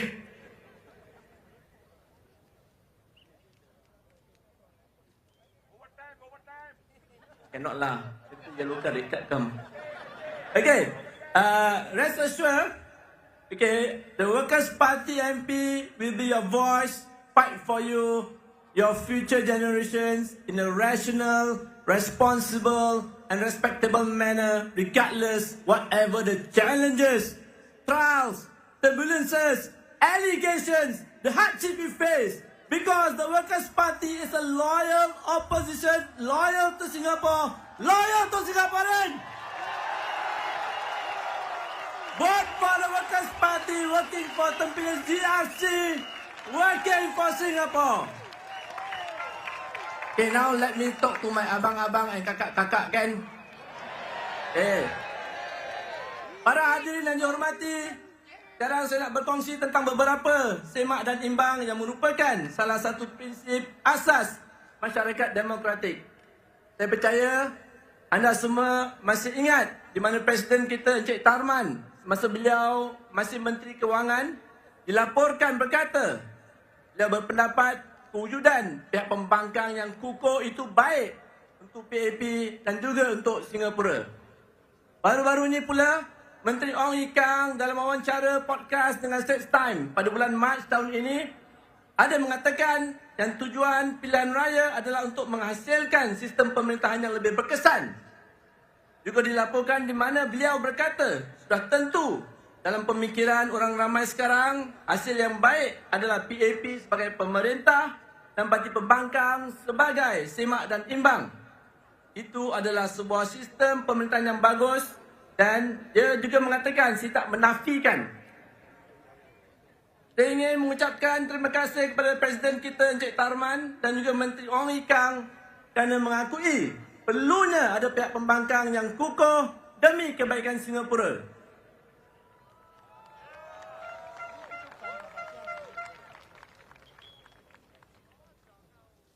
Jam sudah sampai. Lekas. Saya pendekkan sikitlah. Okey. InsyaAllah saya menjamin, saya memberi jaminan Parti Pekerja akan jadi suara anda dan terus berjuang untuk anda dan generasi anda yang akan datang secara rasional dan bertanggungjawab dan berhemah. Tidak kira cabaran, ujian, dakwaan dan kesusahan yang harus kami tempuhi. Kerana Parti Pekerja adalah pihak pembangkang yang setia. Setia kepada Singapura, setia kepada rakyat Singapura. Undilah Parti Pekerja. Undi siapa? Undi siapa? Tak kuatlah. Nanti saya tak ada semangat. Hang Faizal Manaf tak ada semangat untuk berjuang nanti. Kuat sikit. Undi tu siapa? Undilah Parti Pekerja. Pekerja untuk GRC Tampines. Pekerja untuk Singapura. Before that, I just basically want to share with you. Okay, earlier yesterday and today, actually I got a bit of tingling sensation in my heart. Okay, as you know, that back in mid 2023, I had gone through medical procedure for heart attack. So I thought I was having another heart condition. But after a while, I realized that the tingling feeling might be due to a medical condition known as melting heart. You have heard about this medical condition? No. It is a condition where I believe any heart started to melt because of the so much warmth, support, and patience showed by the residents of Tampines in the last few days. Welcoming me and my teammates here in Tampines GRC, it makes me feel like the balik kampung feeling. It makes me feel that I'm still in Kaki Bukit ward of Ajudan GRC. Thank you, Tampines GRC residents, for making me feel at home for the past few days. And looking forward to make Tampines GRC as my second home for the next 5 years. Vote for Workers' Party, working for Singapore, working for Tampines GRC. Thank you.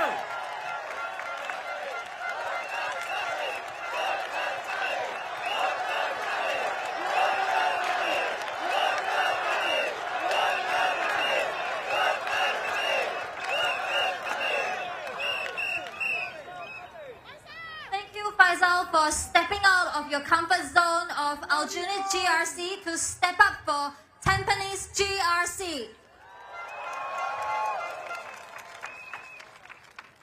We are now at the last speech of the night, and we still have our last speaker that will be coming forward to speak to all of you. He is the leader of the opposition, Mr. Pritam Singh.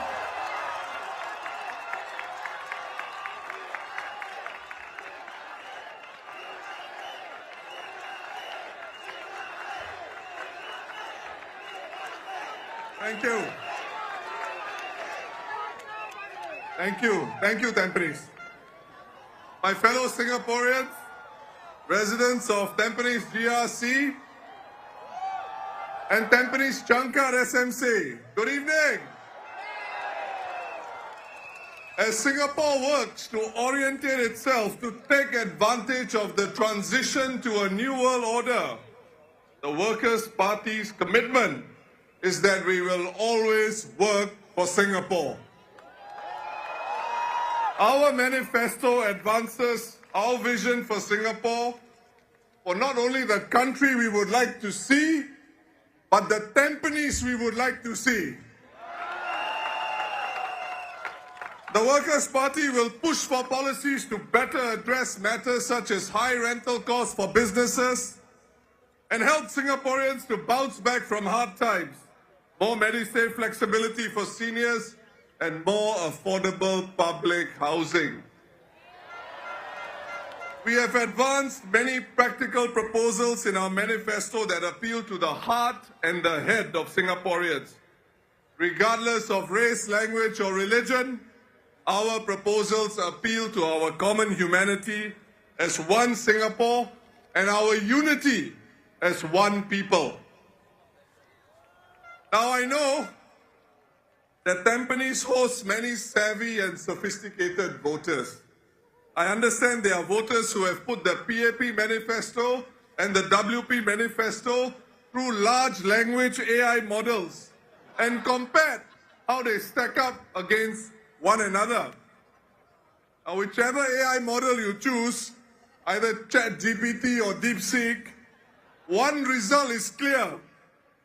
The PAP manifesto is short on substance and specifics. But it is loaded with motherhood statements. Now, why is this a problem? The Singapore of the 1G PAP of 1965 had a population of less than 2 million people. Today, the 4G PAP oversees a Singapore with a population of more than 6 million people. Singapore is a far more complex society and it will always need fresh thinking. Yet, we have a PAP manifesto without specific policy ideas. I believe it is because the PAP wants Singaporeans to sign a blank check. The PAP manifesto is short on specific proposals and policies. Ironically, this is one reason why there are Singaporeans who believe that as long as we have a strong and incorruptible civil service, the PAP is far less important than it thinks. Look at the PAP manifesto chapter on housing affordability, something so many Singaporeans worry about. The PAP promises to keep HDB flats affordable. But how? The only solution I can see is to increase taxpayer subsidies. Where will the taxes come from with ever-increasing land prices? They'll come from all of us. And what about lease decay? What happens when HDB flats run out their leases? They are returned to the state and they have no value. The PAP has proposed VERS, the Voluntary Early Redevelopment Scheme. But when the WP asks for details in Parliament, the PAP says, akan datang. VERS is many years away. But Singaporeans, especially those who purchase resale flats, need those details now so they can plan for the future and their retirement and their golden years. Many families are buying resale flats with 60 or 70 years left on the lease at prices nearing or even surpassing $1 million. These families need more details about VERS before their resale flats start to lose value and before the families are left with little in retirement savings. What does the PAP manifesto say about this concern? Nothing at all. The PAP expects the civil service to work out the options and the policy details in good time, no doubt. But when these ideas are taken up by the PAP and debated in Parliament, it is important that we have a rational, responsible and respectable debate in Parliament about it. not a rubber stamp. This is what a vote for the Workers' Party will give the residents of Tampines GRC and Tampines Changkat SMC. Your voice deserves a place in Parliament. A vote for the Workers' Party will bring it there.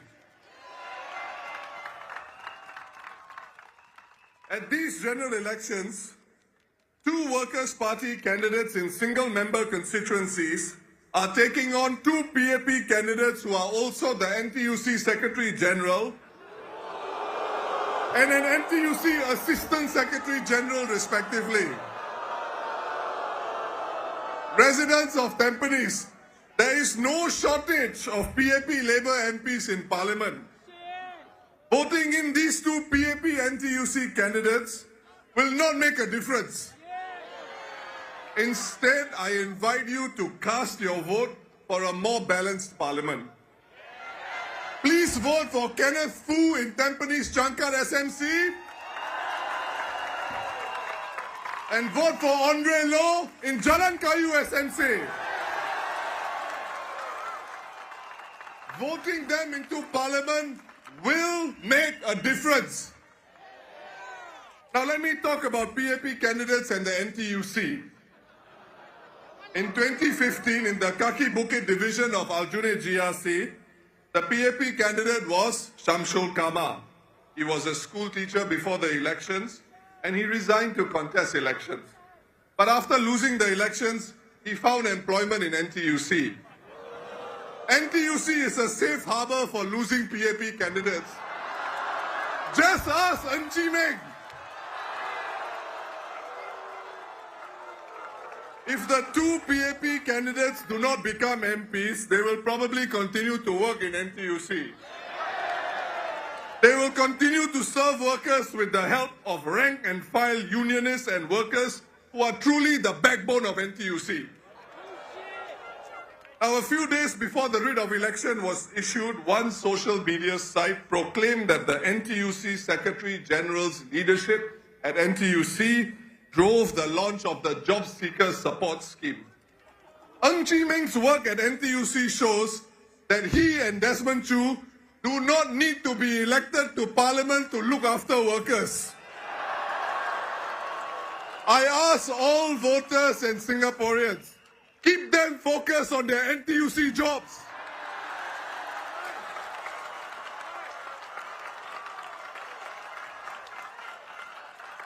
The PAP team for Aljunied GRC in these elections would probably agree with me. When they were introduced to the public some weeks ago, one member said that because his team had no anchor minister and because they were not political office holders, they would have more time to be on the ground and engage more. This PAP candidate was basically telling you it is better not to have a PAP office holder as your MP. So let's follow his logic. We need to give the PAP candidates more time for their NTUC work so they can come up with new ideas or maybe even implement WP ideas.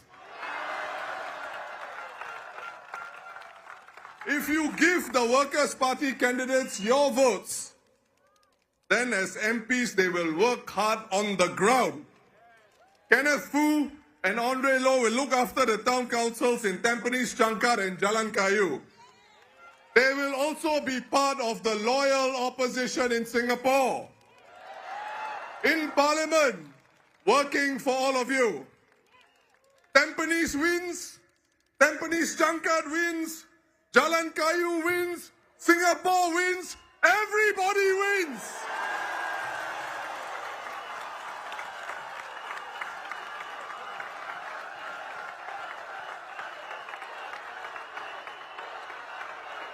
But you may ask,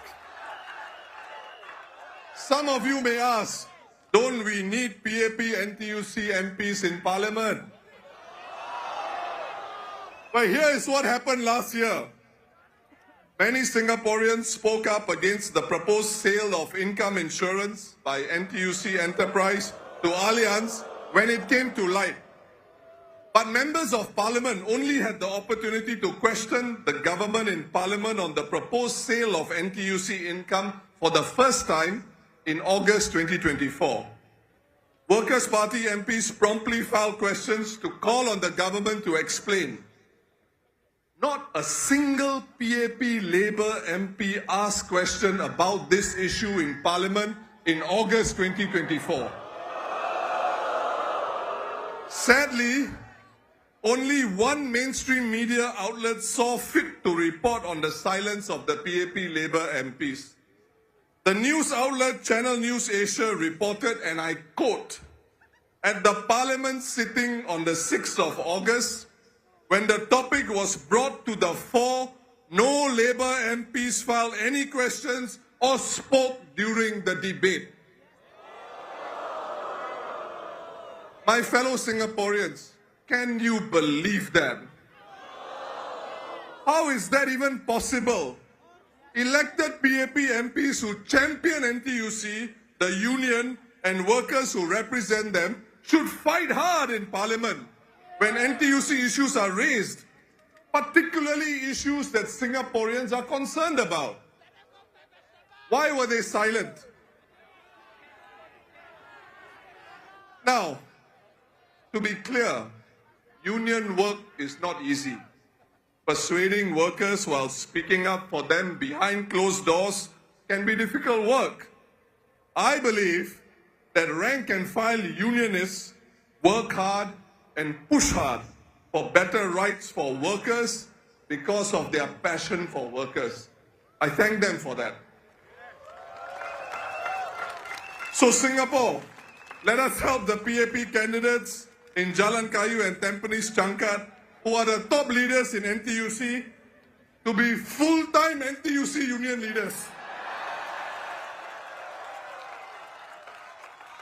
We should save them from spending time in Parliament and from managing town councils. If they wish to, they can still lobby the PAP government by virtue of NTUC's symbiotic relationship with the PAP.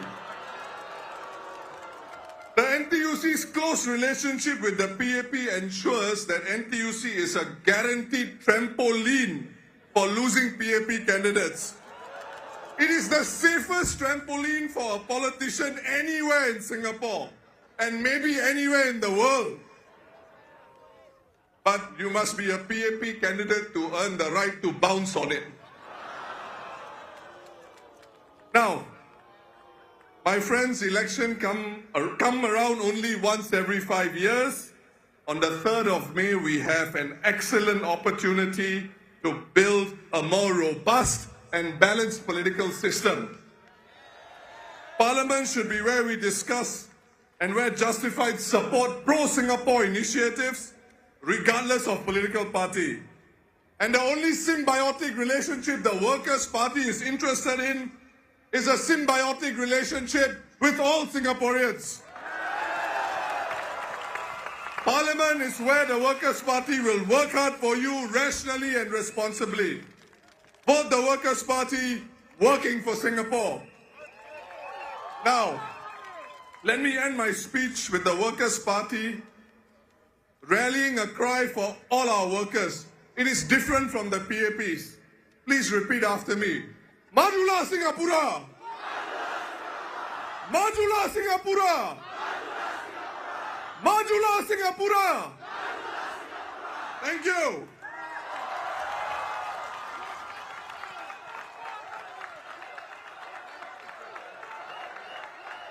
Now, my fellow Singaporeans, before I end, I want to share some thoughts on the Prime Minister's press conference earlier this afternoon. It was a serious press conference, so please hear me out. The Prime Minister took a break from the political campaign to speak as a Singaporean. He said, and I quote, "I'm not here to talk about my concerns about the party. I'm here to talk about my concerns for Singapore and our country," unquote. So let me give the Prime Minister the courtesy of doing the same for the next 1 minute. I'm a Singaporean. This is the only home I know. I don't have investment properties overseas. I entered politics to advance and champion a better Singapore than the one I was born in. One that is more just and fairer for all Singaporeans, including our minorities. I passionately believe in a race-neutral Singapore where we are judged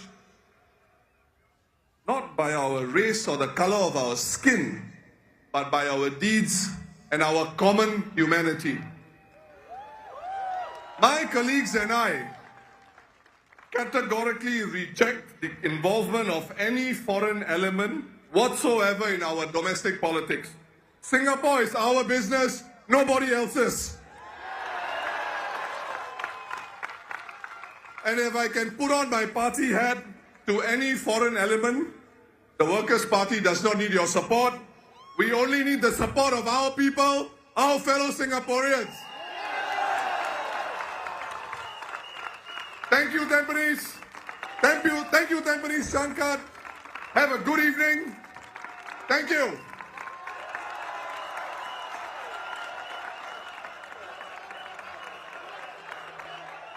Just like our first rally, a small request for everyone. Please go home safely. Make sure every single piece of litter is cleared from the school compound. And I'll see you at our next rally. All the very best. Thank you.